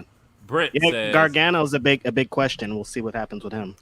Only thing better would have been if he walked out on, and this is in reference to Karrion, would have been if he walked out on stage and burned that stupid bondage outfit. Just drive that point home. Give it time. He gonna cook. Something's gonna be on fire soon. Yeah, he been waiting to set something on fire, bro. Shout out Alex. Shout out Alice in the game. Look at this. Just sending y'all extra good vibes today. Saw you out there with Bianca and out at the stadium. You out there killing it. Yeah, William Washington on the show too. Y'all got some big great time guests guests this over week. there. Yeah, that's right. She did have Will Washington on the show this week. And that was a fun time. I had a really fun time. She had Sean Ross Sapp on yesterday. Shout out her and Sir Wilkins. Yeah, shout out them. Listen to their podcast. They've been having fucking back-to-back heaters of guests. Yes. Complex. And let's see. Joel Wood says, so do you see Wyatt, Sasha, Naomi, and Gargano all returning to WWE now that Triple H holds the pencil? All but Wyatt. I don't know where all this Wyatt talk. You don't think Bray from. Wyatt's going to come back? You don't think he's into it? No, I don't think What so. gives you that impression that Bray's not coming back? I just don't see it. I don't see Bray in the mix here at all. I think that one, he became really expensive, and I think that what It ain't his fault though. But what Bray eventually became, I don't see that as part of Hunter's vision. I can see that Firehouse Fun. Firefly Funhouse, Firefly like all the Funhouse, supernatural all that. stuff, like all of that. That wasn't what Bray was in NXT. Bray was just kind of like a cult leader, right? And then for whatever reason, Vince was like, "Oh, cult leader with superpowers," and somehow the shit just went out of fucking control. But I do think it's clear that Hunter is trying to redeem a lot of his booking call-ups and things like that. Like, the thing is, Bray's not one of those people that was a failed call-up, right? Like, I get bringing back Dakota because Dakota was somebody who Hunter was very behind in NXT, and they just never even tried to call her up. It was like she worked a few main event tapings, but for the most part, they never even gave her a shot and were just like, nah, she's gone, released. And Karrion was somebody that Hunter had done put all that work behind. They brought him up, didn't even do anything with what Hunter had tried. Bray, though, Bray's a different story because Bray is somebody who was a 3-time world champion on the main roster. Bray was somebody that, he got a shot. It's not that he is not somebody that didn't necessarily get. I won't say that he got necessarily a fair shot because all of his runs were kind of ended prematurely for whatever reason. The first one, it was like, hey, we made him champion at Elimination Chamber. He got to beat John Cena, and then in the worst world title match in history, loses to Randy Orton via distraction of bugs being projected on the ground. Jesus Christ, and then they made him Universal Champion. He was having a strong run, and then they're like, actually Goldberg. And then they made him Universal Champion again, and literally a week later, he lost it to Thunderdome Rome. Yeah.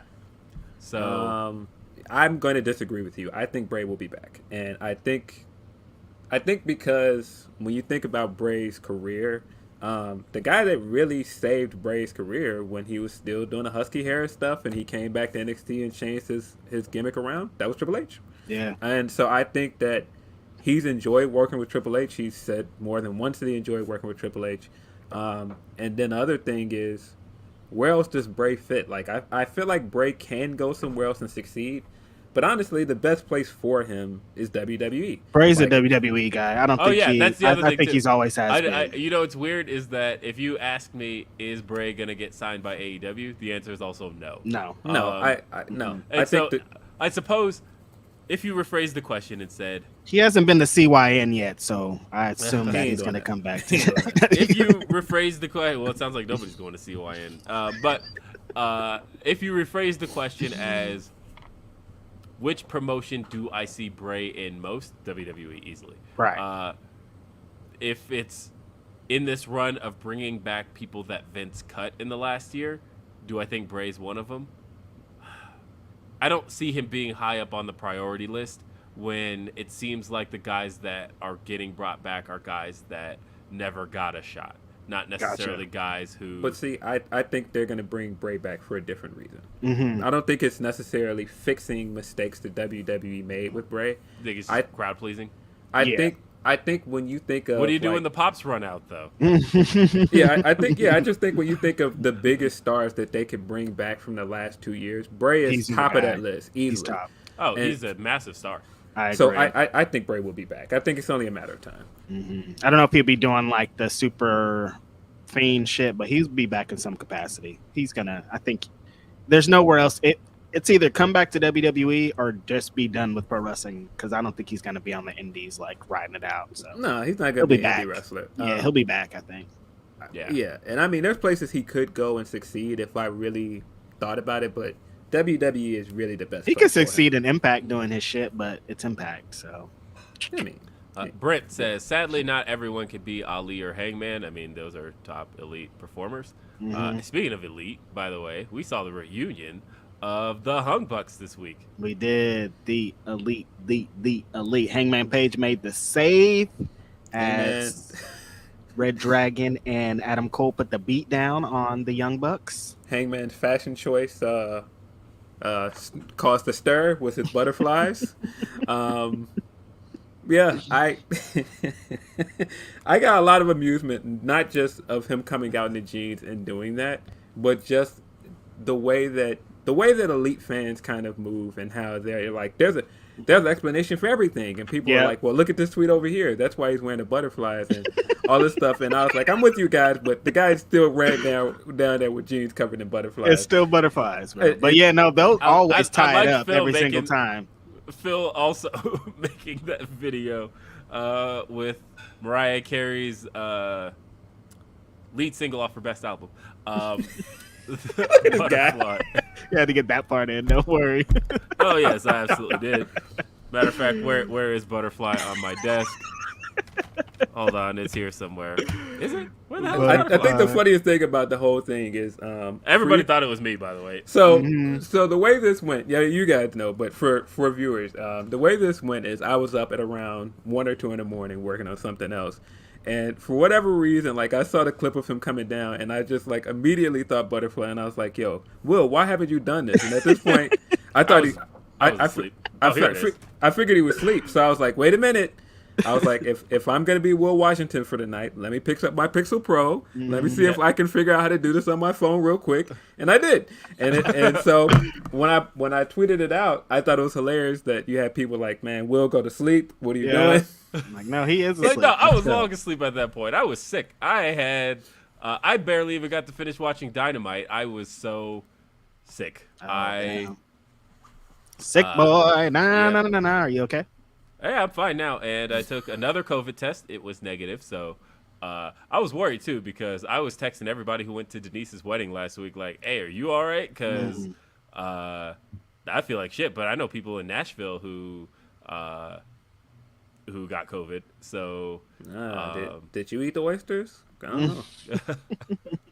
But I was the only person I didn't text. I'm like, you know what? I'm not going to ruin this person's honeymoon with the possibility that right. So, you know, I actually did not text Denise at all. You guys know this story better than she does at this point.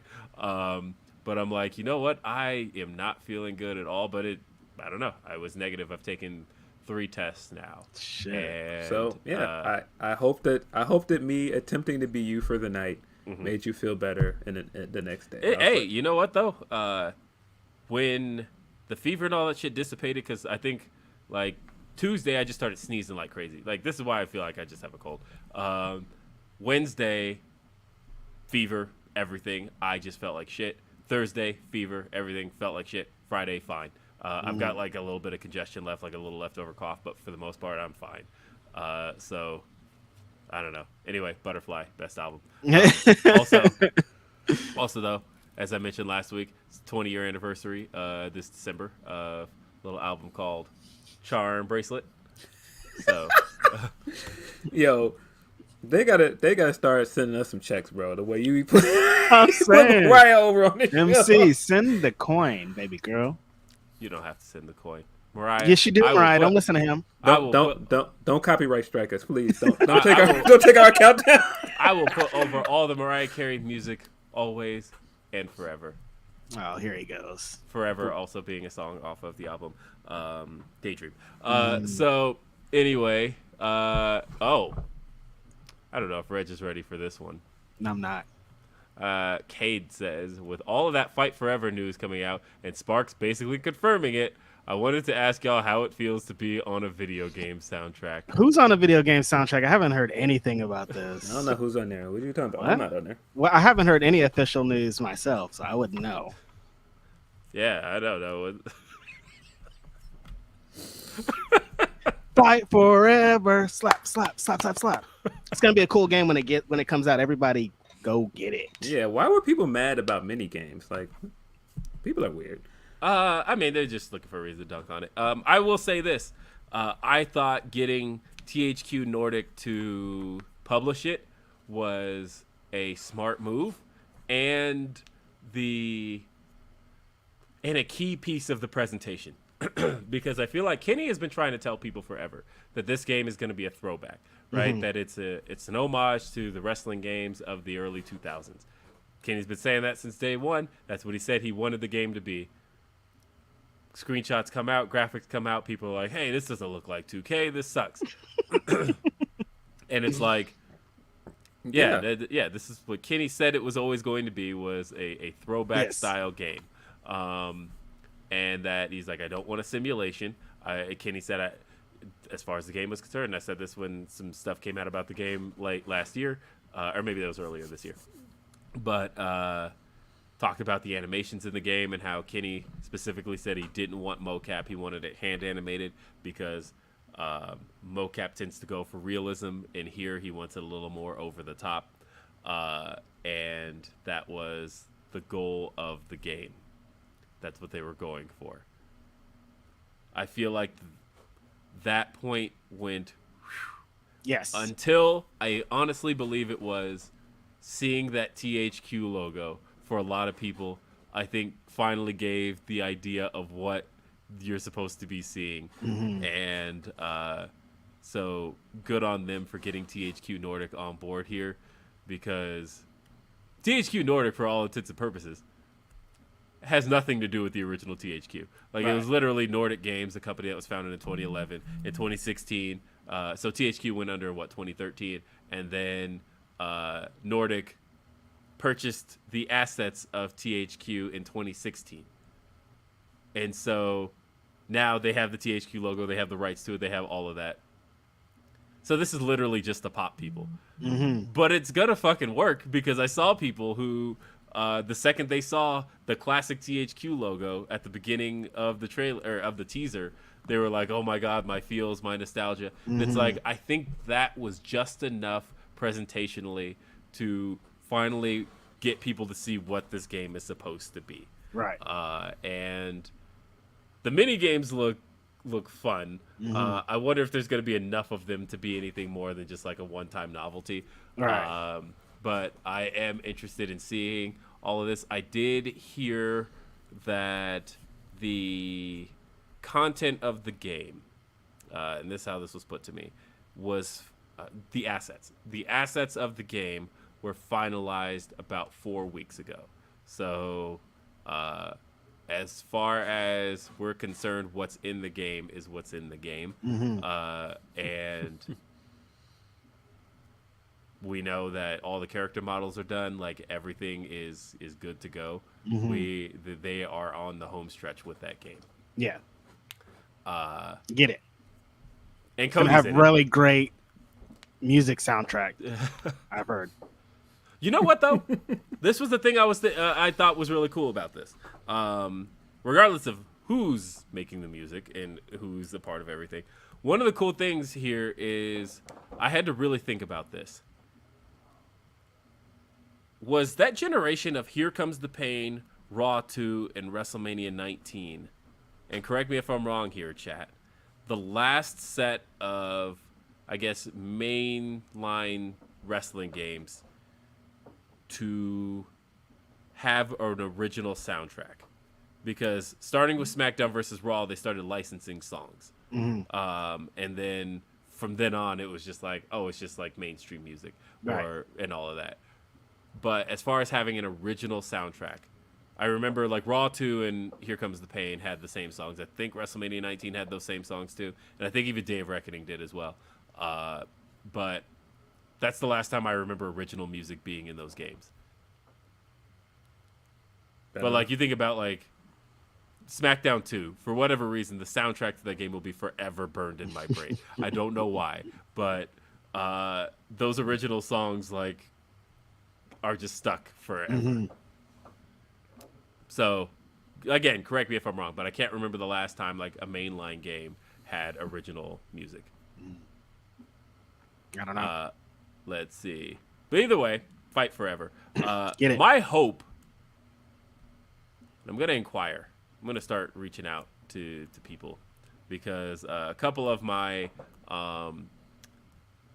questions about the game were left on red this week, which is my biggest, especially when it's people I'm friends with. That's usually the biggest no comment to me, right? Because it's like, look, I will talk to you about literally anything else, but if I leave this on red, this is a no comment kind of thing. I'm not even saying no comment. I'm not saying shit. This is red, and this is to make sure you knew I saw it, but I am not answering this. So I asked around a lot about the game this week. But one of the questions I have is anybody aiming for Game Pass? Because that would be great. Yeah, that would be great. That's would just be really great for all games at this point. I think that would be great exposure. And I'm curious to see if, I don't know. Joel Wood says, I'm still baffled at the thought that Disco Inferno actually trained somebody. I mean, look, man, I'm not going to knock him as a trainer because I don't know what that entails. I know he even trained with Triple H back in, what year was that? 02 when Hunter was preparing, or 01 when Hunter was preparing to come back from the quad injury, and Disco hadn't signed with anybody after WCW went under. He was one of the people training with Hunter to make his comeback. And then Hunter turned around and like didn't say to Vince, hey, you should sign that guy. Nope. But the let's see. I'm sorry. Zachary Sweeney says, why does Will's Booker T sound like Undertaker? I don't know. I guarantee. I don't know. Undertaker does not. Yeah, no. Texas? I don't know. Maybe. Let's see. We got Jesus Garcia says, SmackDown yesterday felt like they were on a 3-hour show pace instead of the 2 hours it has. Better show than normal, though, at least. Yeah, I will say that the matches were great. I thought that I liked seeing Ricochet versus Baron Corbin. I thought that Ricochet getting the win was a thank you, Reg. I thought Ricochet getting the win was a good sign for, again, Hunter guys. I love Ricochet. Yeah, my bad face was for Happy Corbin, of course. I was glad that he won, but again, there was a lot of McAfee in that match. Yeah, it was. There was. But then also Shinsuke versus Ludwig, I thought was also very good. Oh, and then next week is Shinsuke and Gunther for the Intercontinental Championship. That's a big fight. Now, I hope Gunther. When Vince like booked it to be awful, this is going to be good. I think if they get time. I hope when Gunther wins, he just grabs the mic and goes, "My name is not Gunther. It's Walter." He just like walks off. And, no, I think they view Gunther as a success. So definitely. But I'm just thinking like in that same way where he just inexplicably was just like, "That's not my name."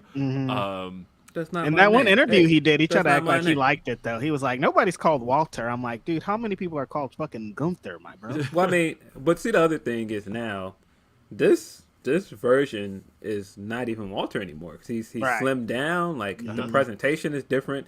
I think he's gonna stay as Gunther. Yeah, he's the basically ship is Gunther done. now. He's Gunther. I don't think we answered my man's second question because we jumped into the Cornette stuff. UGK. We didn't even answer his UGK question because that was like at the tail end.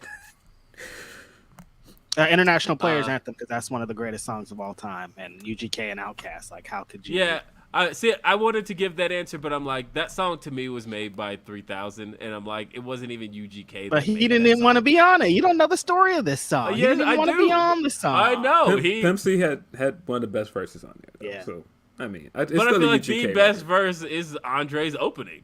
It's so like It is, but so I don't know. But that's an easy one to go with. Let Me See It is probably the one that sticks out to me the most. I don't know. Yeah, that's the answer I'll go with. Underground Kings. What a great group. Rest in peace, Pimp C. Rest in peace, Pimp C. Yeah, he would hate everything that's happening right now. We're lucky that he doesn't have Instagram Live because he would be canceled on. You think Bootsy is bad? Let Pimp C have been on Instagram Live. I mean, dude, it still blows my mind that Pimp C is gone just because, like, we spent all them years with the free Pimp C stuff, right? Like, it was everywhere. Mm-hmm. And then it was like, what, a year that Pimp C was out? And then I remember seeing the headline, Pimp C dead. And I'm like, wait. It's like the same, ODB is like the same type of thing. Everybody was like, free ODB, and then he got out, and then he died. And I was like, oh, fuck. yeah, man.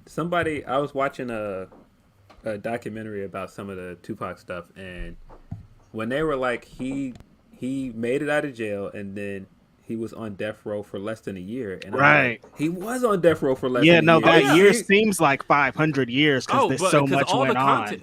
All the content he made, and so much went on in that year. But when you think about how much happened in 96 alone, right? Yeah, it was like... Yeah. Because they talk about the 95 Source Awards, and he wasn't there. He was locked up. That's like he was going to be on death row when he got out. And then he got out and then was on death row. And then he had like 5 years worth of run in like those 9 months. But, and a lot of that stuff, though, which I know created a lot of the dissension in death row. And a lot of that stuff kind of gets lost. Yep. Was stuff Death Row was already working on. Right. And Suge Knight was basically like, nah, this is Tupac's now. Yeah, like, Snoop Dogg says that he had like a whole album, and Tupac, they were like, no, all these are for Tupac now. And he was like, what? And some of that stuff is out there. There's like Got My Mind Made Up originally did have Tupac on it. Mm-hmm. And there's, what else was there? Can't See Me was originally a Dog Pound song. Yeah. And there's actually a version out there that does have Corrupt and Daz rapping over the exact same Can't beat. See. I'm like, some of them you can't be mad at because Tupac went crazy. I know, Can't See Me is a great track, right? Man. But like, Can't See Me was a song. When I'm rolling by, niggas can't see me. I like how that's a phrase now associated with John Cena, but like, right, fucking Cena, punk. But literally the first track on disc 2 of All Eyes on Me, the blind stares of a million pairs of eyes, looking hard but won't realize that they'll never see the P. But yeah, I don't know. There's a lot of tracks. California Love was a track Dre was already working on. Those were all songs that like they came and set him up. That's why he got a double album because he had so much content. He's like, might as well do Suge 2 Knight albums. was like, hey, all that shit you're working on, all going on Pac's album. We are gonna make this money back from this contract we signed with Tupac. And then he fucking died. Son of a bitch. Yeah. What the fuck? They had him over there wild. Speaking of hip hop, I listened to the Joey Badass album. Great album. I like everything that he did in there. He did like a tribute to himself. It was almost a CM Punk type thing. He paid tribute to himself in this album. A lot of great beats. This track about Capital Steez. Whew, man. Oh my God. Feels on that Capital Steez. Get me out of here. Yeah. Rest in peace to Capital Steez. Yeah, it's a good album. I think it kind of trails off towards the end. I feel like a little bit of the middle was kind of, but I like a lot what's going on in it. Man, that first record with not the first record, the second record with the Stephanie Mills sample, that selector that's fire. That dude is a beast, and him and Joey always make good work together. Right. I have to retract something, by the way, because I was on here saying Lupe's got the album of the year. I was wrong, guys. That Beyonce album is great. And I don't know if people expected that to come from me, but seriously, that Beyonce album is I listened to the crazy. Beyonce album for the first time, and I'm not like, I don't play Beyonce in my car. That's like not my preferred method of music, but great album, phenomenal. I would definitely dance with your girlfriend at the club to all those records. What? I'm just saying. Yeah, but no, man. I have to give it up. Like, I mean, I'm not this big Beyonce fan either, but that album is Beyonce really, will really make good. you like. She'll force you to like her. If you listen to it, you're like, damn, Beyonce, she did it again. The views represented here on Grapsody do not represent all members of Grapsody. Wait, what is this guy talking about? Because I will say, Beyonce is fucking greatest, and there's only one artist I put above Beyonce. And Whoa, here we hang go. on. But other than that, hold on a minute. nah, Beyonce's the fucking greatest. Yes. And that album, of course, the album was great, but I'm not one of those. Beyonce's not my cup of tea. No, Beyonce is my cup of tea. I listen to a lot of fucking Beyonce. You got 12 and- Mariah Carey albums in your Beyonce's lap my right cup now. of tea, but I mean, She's definitely I'm not, my cup of tea, but I'm saying like I'm not running back her records when I'm driving my car. That's not what the music I listen to. Beyonce's 1000% my cup of tea, and I would fucking. I'm talking I'm about not gonna say what I musically, would do. sir. Oh, I thought we were No, crossing over. I'm here. talking musically. Beyonce is Now my even type of that music. too, but I'm just like I'm hip hop. I don't really. Yeah. I listen to fucking. I will say, as they call it, scaring the hose music. yo. I will say, the older I've gotten, because I was an R&B kid too. Like I would like to pretend that this wasn't the way I always was, but even as a kid, I was like, I wanted the Tupac albums, but then also like Usher was dope. See, And my so- thing is like when people describe their growing up, they're like, "Oh, my parents were playing like everything you described." My mom was playing like gangster rap, NWA. Her favorite album was the Dub C album. Then she liked the Plies album. Like she doesn't. She's playing. yo. She likes hardcore shit. So it's like The Plies there's an album. R&B section that I like because like everybody else in my family was playing R&B, but my mom was playing like gangster rap. So I'm like, I mean, look, I've heard Reg's mom stories straight from Reg. Reg's mom sounds so dope.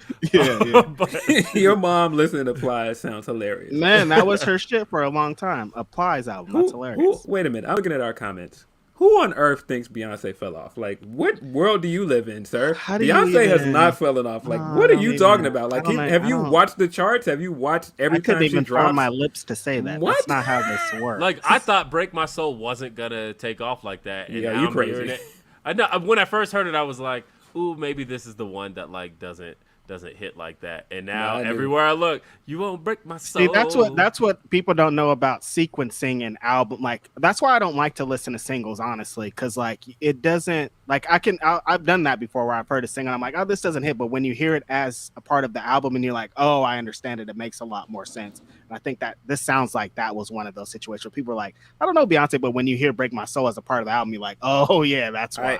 I guarantee you, if we were in Vegas, after "Break My Soul" came out, we would have heard it everywhere. I Oh, guarantee it. definitely. And matter of fact, my bro went to Vegas for his birthday like a week ago, and he was like everywhere, and I was like, I knew everywhere. it. Yeah. She Yeah. did not fall off, guy. Nah, it seems like fell so out. long ago since that Kendrick album came out, and people are like, the Kendrick album is album of the year, and like I feel like I don't listen to the Kendrick album. That has at gone all. forgotten. I think the only thing that has gotten Kendrick. I think the only thing that's gotten forgotten quicker than the Kendrick album is Drake. Oh man. Yeah, And then when you hear the Beyonce album, like, oh, that's what you were doing, but you weren't gonna do it. Like I have a Beyonce. confession. I still listen to the Drake album regularly. Oh, okay, that's your bumper. So My it ain't favorite album of bumper. the year is still Benny the Butcher, Tana Talk 4, because it's about that Griselda shit. That shit's fire. I like the Shout Earl out to the Sweatshirt song. album too. Yeah, I did like the Earl album a lot. Reggie says, Graps crew ain't never lied. Just showing love from the Mecca of pro wrestling, aka Hey. the Shy. Here y'all go. Hope to see you guys at All Out. Peace, You fam. will see your boy. I don't know about these other Phil guys. is but ready, Your ready, boy ready will be to out here go. all out weekend. Okay, so remember I said I'm probably not doing All Out. I want to say it's probably increased to like 35% likely that I'm doing it. Look, I know how it's gonna go, man. You're gonna come in here a week from now, and it's gonna be 60%. And then it's gonna turn into my fights book. I have a big meeting happening Tuesday, and that will determine what happens with All Out Weekend. Mm-hmm. So I'm trying to pull up to New York City for a Grand Slammer. Yeah, and so I've got some NYC as well. So I have some irons in the fire for New York. You guys know about those, and I'm like, I should really be there, and it's really like doing those 2 trips. I don't know. We are going to see. Hey man, I'm trying to get us Big Pimpin' in NYC, man. Come on. Speaking of way, legendary Pimp C verse. Yeah. Jesus Christ. Keep that lean up in my cup. Mm-hmm. Don't keep lean in your cup. That's why Pimp C that's is why not he here. died. Don't drink yeah, lean. That's why he's not with us anymore. Don't drink lean, guys. Do not keep it in your cup. Yeah. Let's see. Shout out to Eloquent. Says, peace, my G's. First time I've watched Raw in years. Shouts out to Wall Street Journal for saving WWE. Yo, that's great. Shout out to El. Get you some new El shit. Yeah, no, definitely. I saw a whole bunch of that was the theme of the week of people being like, this is the first time I'm watching Raw in 500 years. So yeah. Wall Street Journal. Raw was actually good. I was surprised. Yeah, no, I watched it and I wasn't mad at it. Yep. Emily says, long-time listener, first-time super chatter. Thank you, Emily. Grapsody is one of my can't-miss shows, and I appreciate everything y'all do. Thanks for helping balance out the garbage takes out there. Thanks, Emily. I have other stuff to talk about. What's okay, I forgot you? about a lot of garbage takes. Okay, Van Twinblade says, first show for Clockwork Reg, Sandman on Netflix. Yeah, if there ain't Clockwork Reg. If there's not, I'm watching Sandman if there's beers. If there's beers, a kendo stick, and Inner Sandman, and he he hits the beer on his head after he drinks it all. After Inner Sandman happens, that's the only way I'm watching that show. So that was an ECW reference for you guys being slow motion with it. Gotcha.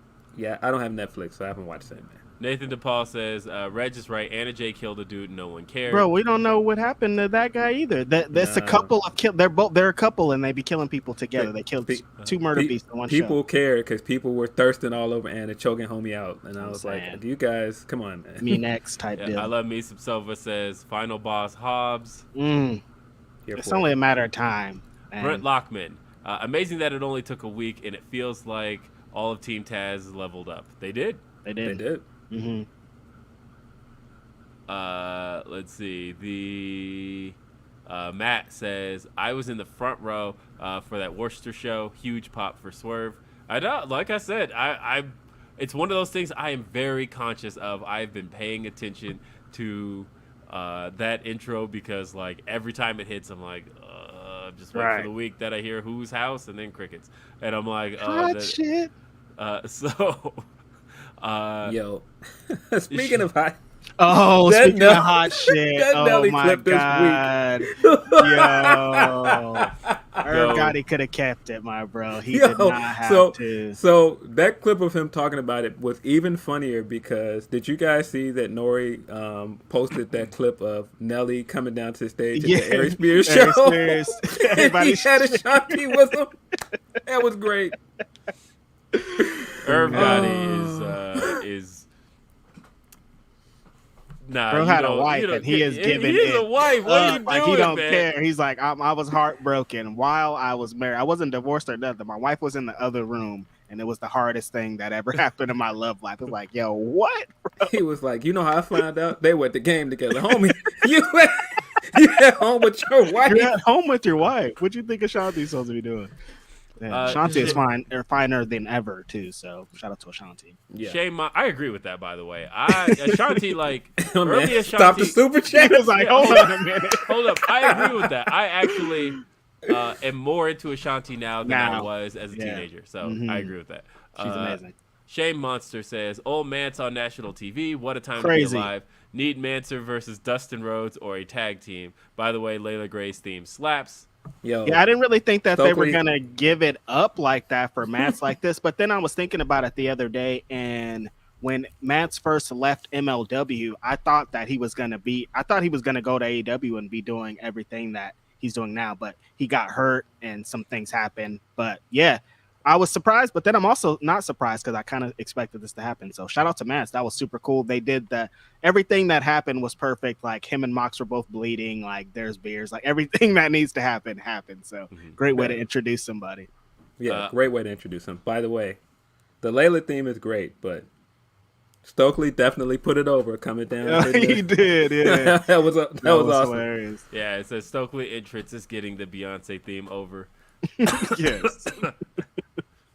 Stokely's let's see. Stokely really is amazing. Getting Jay, the crew together too, man. Got lead. Big super chat says, everybody loves the Acclaimed. Do you have a favorite rap intro? Mine is still the tag match against Mox and Eddie Kingston from beginning to end with the Mox interrupt. Still makes me laugh to this day. A favorite?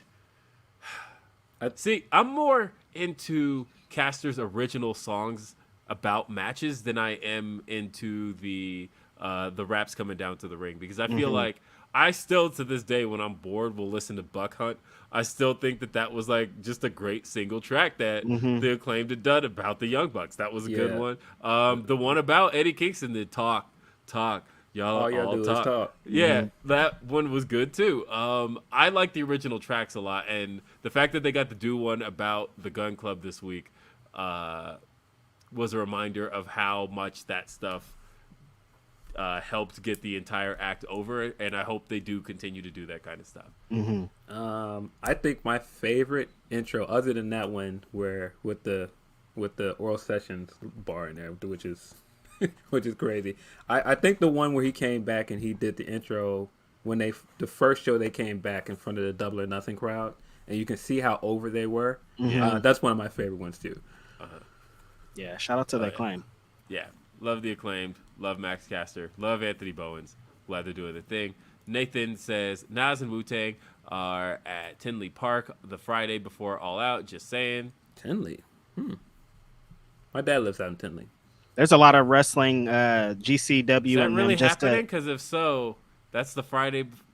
Yeah, GCW and them just announced like a mini collective too. There's like Effie's Big Gay Brunch is going on. They'll have some shows, and then there's also Black Wrestlers Matter.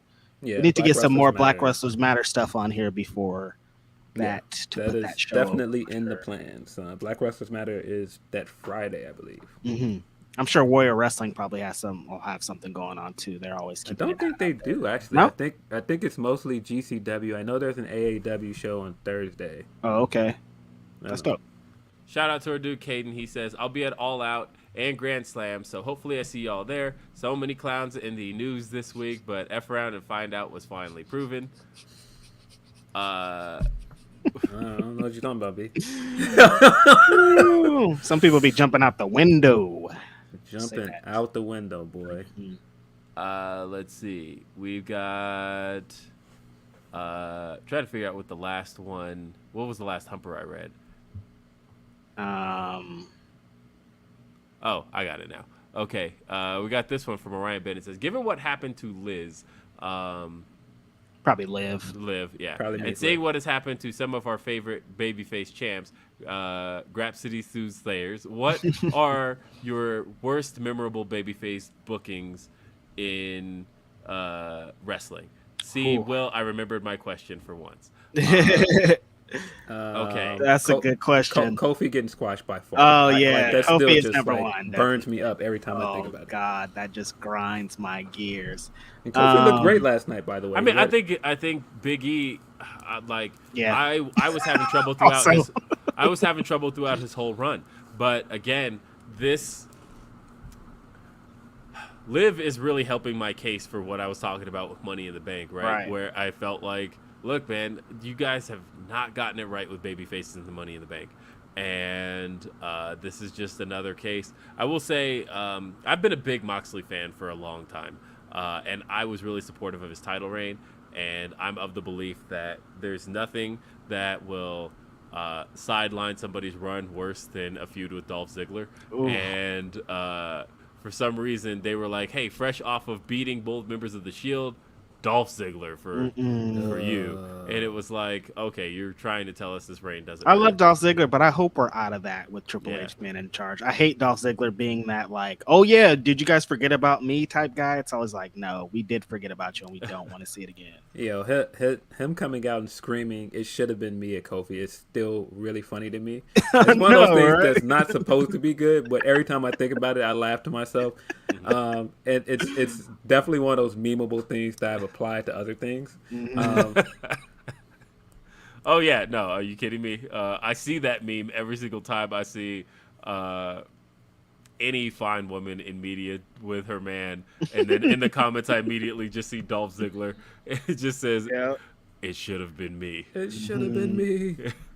Let's see. D'Lo says, "What is up, fellas? Here to see Phil pop off champagne." What's up, D'Lo? Why you Yeah. popping champagne, Phil? What you did? Because I tweeted before SmackDown started that I said it. I was like, "Yo, when they start hitting the lip syncing again and the smoke starts coming up again, it's spooky hours here, man. Because they're about to push Cross to the moon. And as soon as it happened on Friday night, I was like, I knew it. It happened faster than I thought. Killer. Shout out Van Twinblade. He says, so tickets went up for the next Glory Pro show last week, and just the other day, St. Louis vs. the World 2 was announced for October 22nd. Pageant tickets are $30 for standing room and $40 for a balcony seat. Shout out to Van Twinblade. Shout out to Glory Pro. I'm sure that'll be a great show. Everybody Always check love them out. Van Twinblade giving us the updates. And let's see what else we got. Sorry about my cough this week, folks. I am trying and unfortunately dying. Coffee. We got Raj says, hello, I messaged Like y'all. Raj? No. He says, No. I messaged y'all a while ago. You giving up $3 or something? He said, he says a while ago about remaining sober. I still am, but I am getting evicted. LOL. Just want to say thank Will, Phil, and Reg for being the 3 wrestling friends I wish I had. Oh, shout out to I Raj. really Thank you for appreciate listening. Yeah. I appreciate you, man. My bad for this. That was already That was a bad time for us to make a joke. I'm very sorry about that. But yeah. He But says, no, man, we appreciate you, bro. He says, P.S. I'm a writer working on a trilogy. Want y'all to do the audiobook. Oh, that would be fun. That would be so fun. Yeah, that would be fun. I He started says, slowly working on what could be a book. It's the slowest motion ever. One day it'll happen. It'll be cool. I want to say it out loud so it actually happens. you know what? I can't read the next one. But thank you for the next one. What is it? What is it? Put it in the private.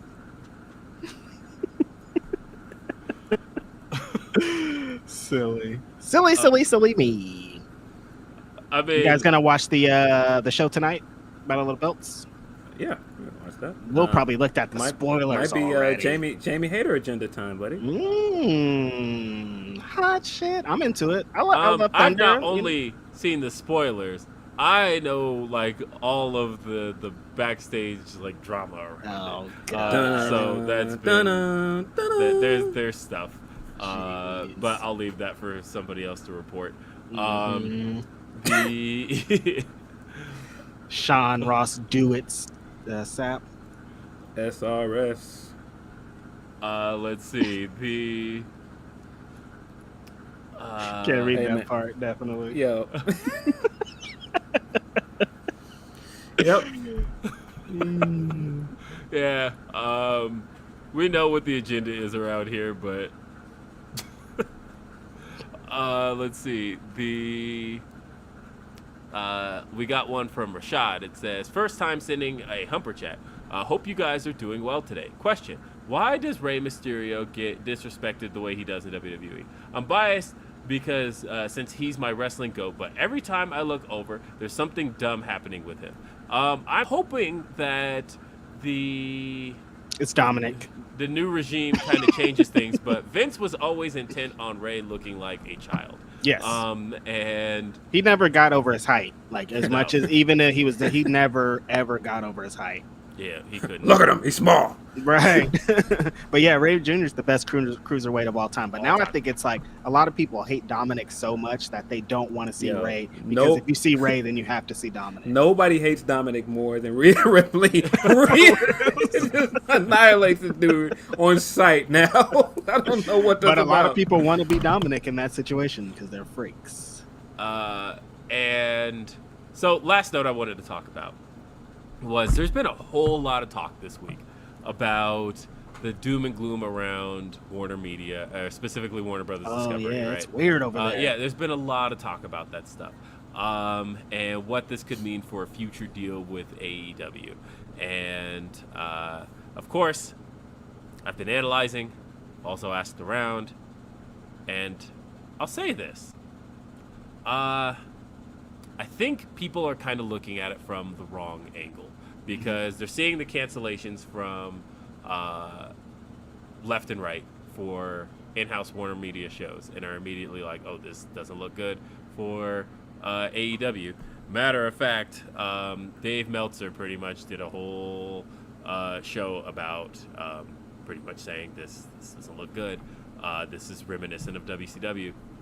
I need people to stop making the WCW comparison.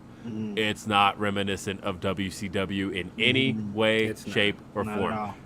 And the reason it's not reminiscent of WCW is because WCW was owned by Time Warner. Right. They were when the AOL merger happened, AOL Time Warner took a look at the books, and the thing was, WCW, for all of its success, the thing that WCW never had was a TV deal.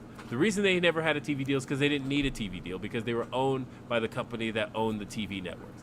WCW was pretty much an entire expenditure from Time Warner and then subsequently AOL Time Warner when the merger happened.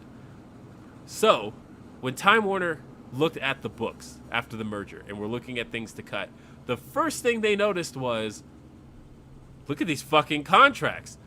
What the hell are we paying Hulk Hogan? Who the hell is Bill Goldberg? Like, look at what we are paying all of these guys. Like, we are on the hook for every single wrestler that they have signed these massive contracts for. $3 million, $4 million. Well, not just that, they signed them guaranteed contracts, right? Where like Scott Hall, Kevin Nash especially had to be the highest paid guy on the roster. And so then Kevin Nash would then turn around and get these other guys raises because it got him a raise, right? Like, these guys were gaming Ted Turner and making all this money. Finesse, boy. And so they were just draining money out of Time Warner.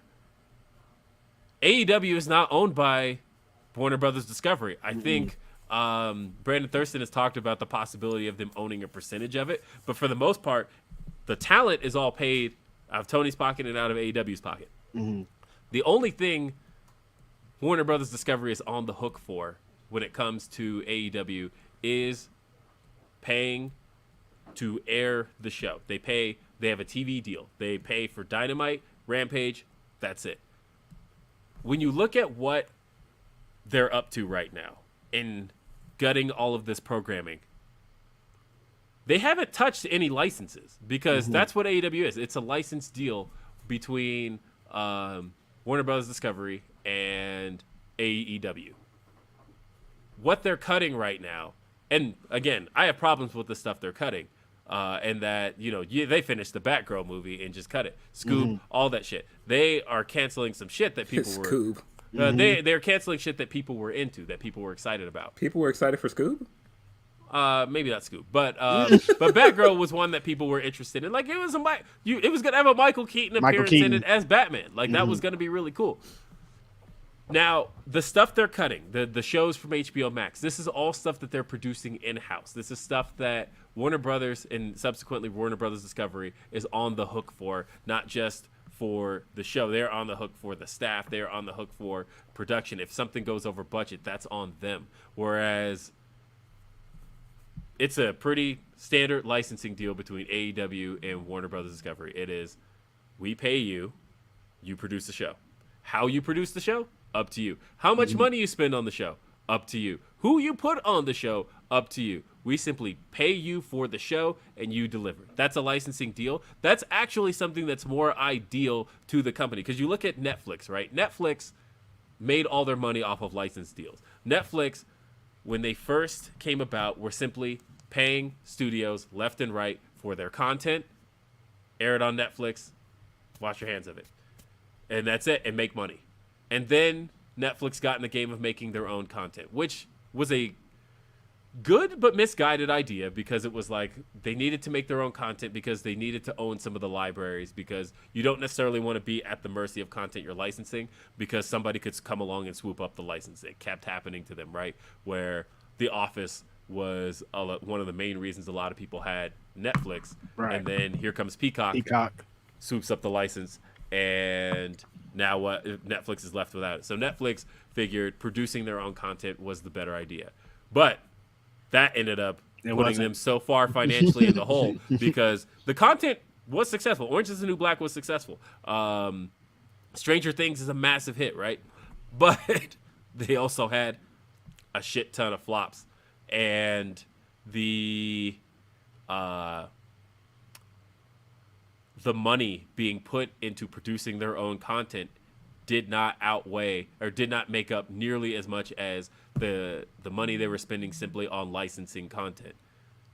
When you look at what's been a better deal for Warner Brothers Discovery, which is they spent $1 billion for Big Bang Theory, $1 billion fucking dollars for a show that ended.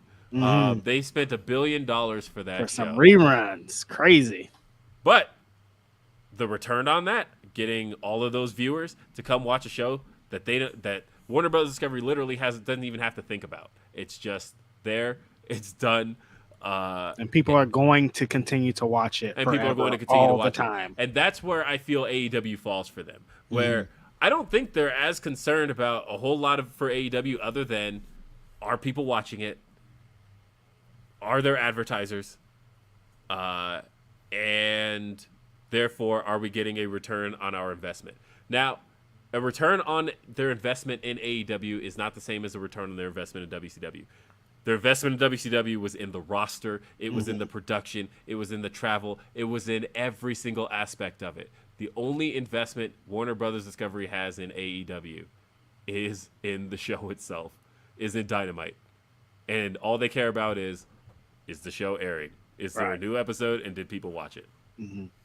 And so, I don't know. It's a licensed deal. I don't think it's the same thing as worrying about their in-house content and the stuff that they're cutting left and right. I think, if anything, my bet, and this is just me personally, my bet is that we actually see more licensed content from Warner Brothers Discovery going forward, and not less. I think that if they want to start to fill the gaps from shows that they're canceling, I think they're going to fill it with stuff from other companies. Right. Because at that point, they're not on the hook for anything except, did you produce a show? Are people watching it? We're good. Hands off. And so they're asking in the chat, would Discovery take a chance on ROH then? That's the thing. I kind of feel like they could, right? Because, again, that's content that they can just pay for and be done with. And your job is simply to produce an audience. You guys produce the content. You guys worry about the budget. You guys worry about everything that show is going to cost. All we're simply going to do is pay you to produce it. And that's it. I think we see more licensed content for Warner Brothers Discovery. That's my thought. But as far as new content is concerned out of Warner Bros. Discovery, HBO Max was essentially them trying to kind of do the same Netflix thing, and they're kind of ending up in the same Netflix position of, shit, we spent a lot of money producing new content, and we necessarily get a return on the new content we produced. Yeah. That's my thoughts on it. I take a little bit of a different approach. I've seen Brandon Thurston. He's also he still predicts that they get a 4 times rights increase, just based on the value of the show. I've seen people kind of arguing, well, it's down in viewership from last year, but the year before. But the problem is last year was up from the year before, so this is still the second most viewed year of Dynamite. But we just have to see. We have to see where it goes. But I actually still feel pretty good about their chances with Warner Brothers Discovery, and based on what they're trying to do with their content, I think licensed content probably has a better chance on the networks than the in-house stuff does. Yeah. If they were producing Dynamite, that's a different story, but they're Right. not. Yeah. I haven't looked at a lot of the conversation around it, but I do think that fans need to chill out on thinking that they are a marketing exec or that they understand what a lot of these numbers mean, because they don't. They just look at the numbers and they look at what some podcaster somewhere said, and they're like, yeah, that's right. It's over for those guys. It's gloom and doom. And it's like, Well, good. Some podcaster just said something different. So, Yes, in your face. and hey, Shauna says, and hey guys, FYI, today it was announced HBO Max and Discovery Plus are merging. Yeah, so we did see that. They said 2023. I've heard some rumors about what the name is going to be. But again, as far as what the original content on that stuff is going to be, I think they pay more outside studios for content, and that's good for AEW because they can. I know my homie Guy Fieri's gonna get a big bag over there. Because I think AEW can just sit up and go, well, we have a lot of original content. As a matter of fact, Yeah. we just bought a company with 20 years worth of original content, so you need some shit on your network. yeah, I don't know. I like HBO Max as is, but I definitely understand. Because that's what corporations do. They come in and go, all right, well, what are we spending money on? All right, what is our profits and losses on this? All right, maybe we don't need to invest all this money into this if that's what we're getting in return. And I see James Jones says you can't hope for more money because you already know they want higher numbers. I'm just being realistic. I mean, again, you have to know what their expectations for the numbers are, because at the moment, AEW was a fucking steal. They for what AEW is producing for TNT and subsequently TBS, they kind of got away with robbery.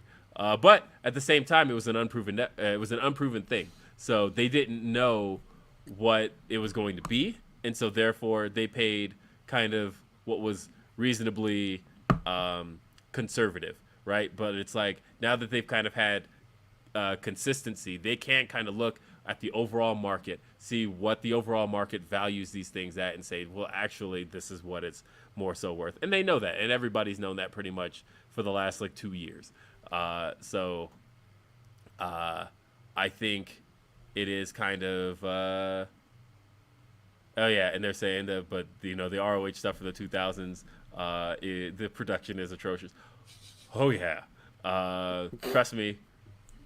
Ring of Honor DVDs was a thing, and oh man, just It's fine. It'll work out.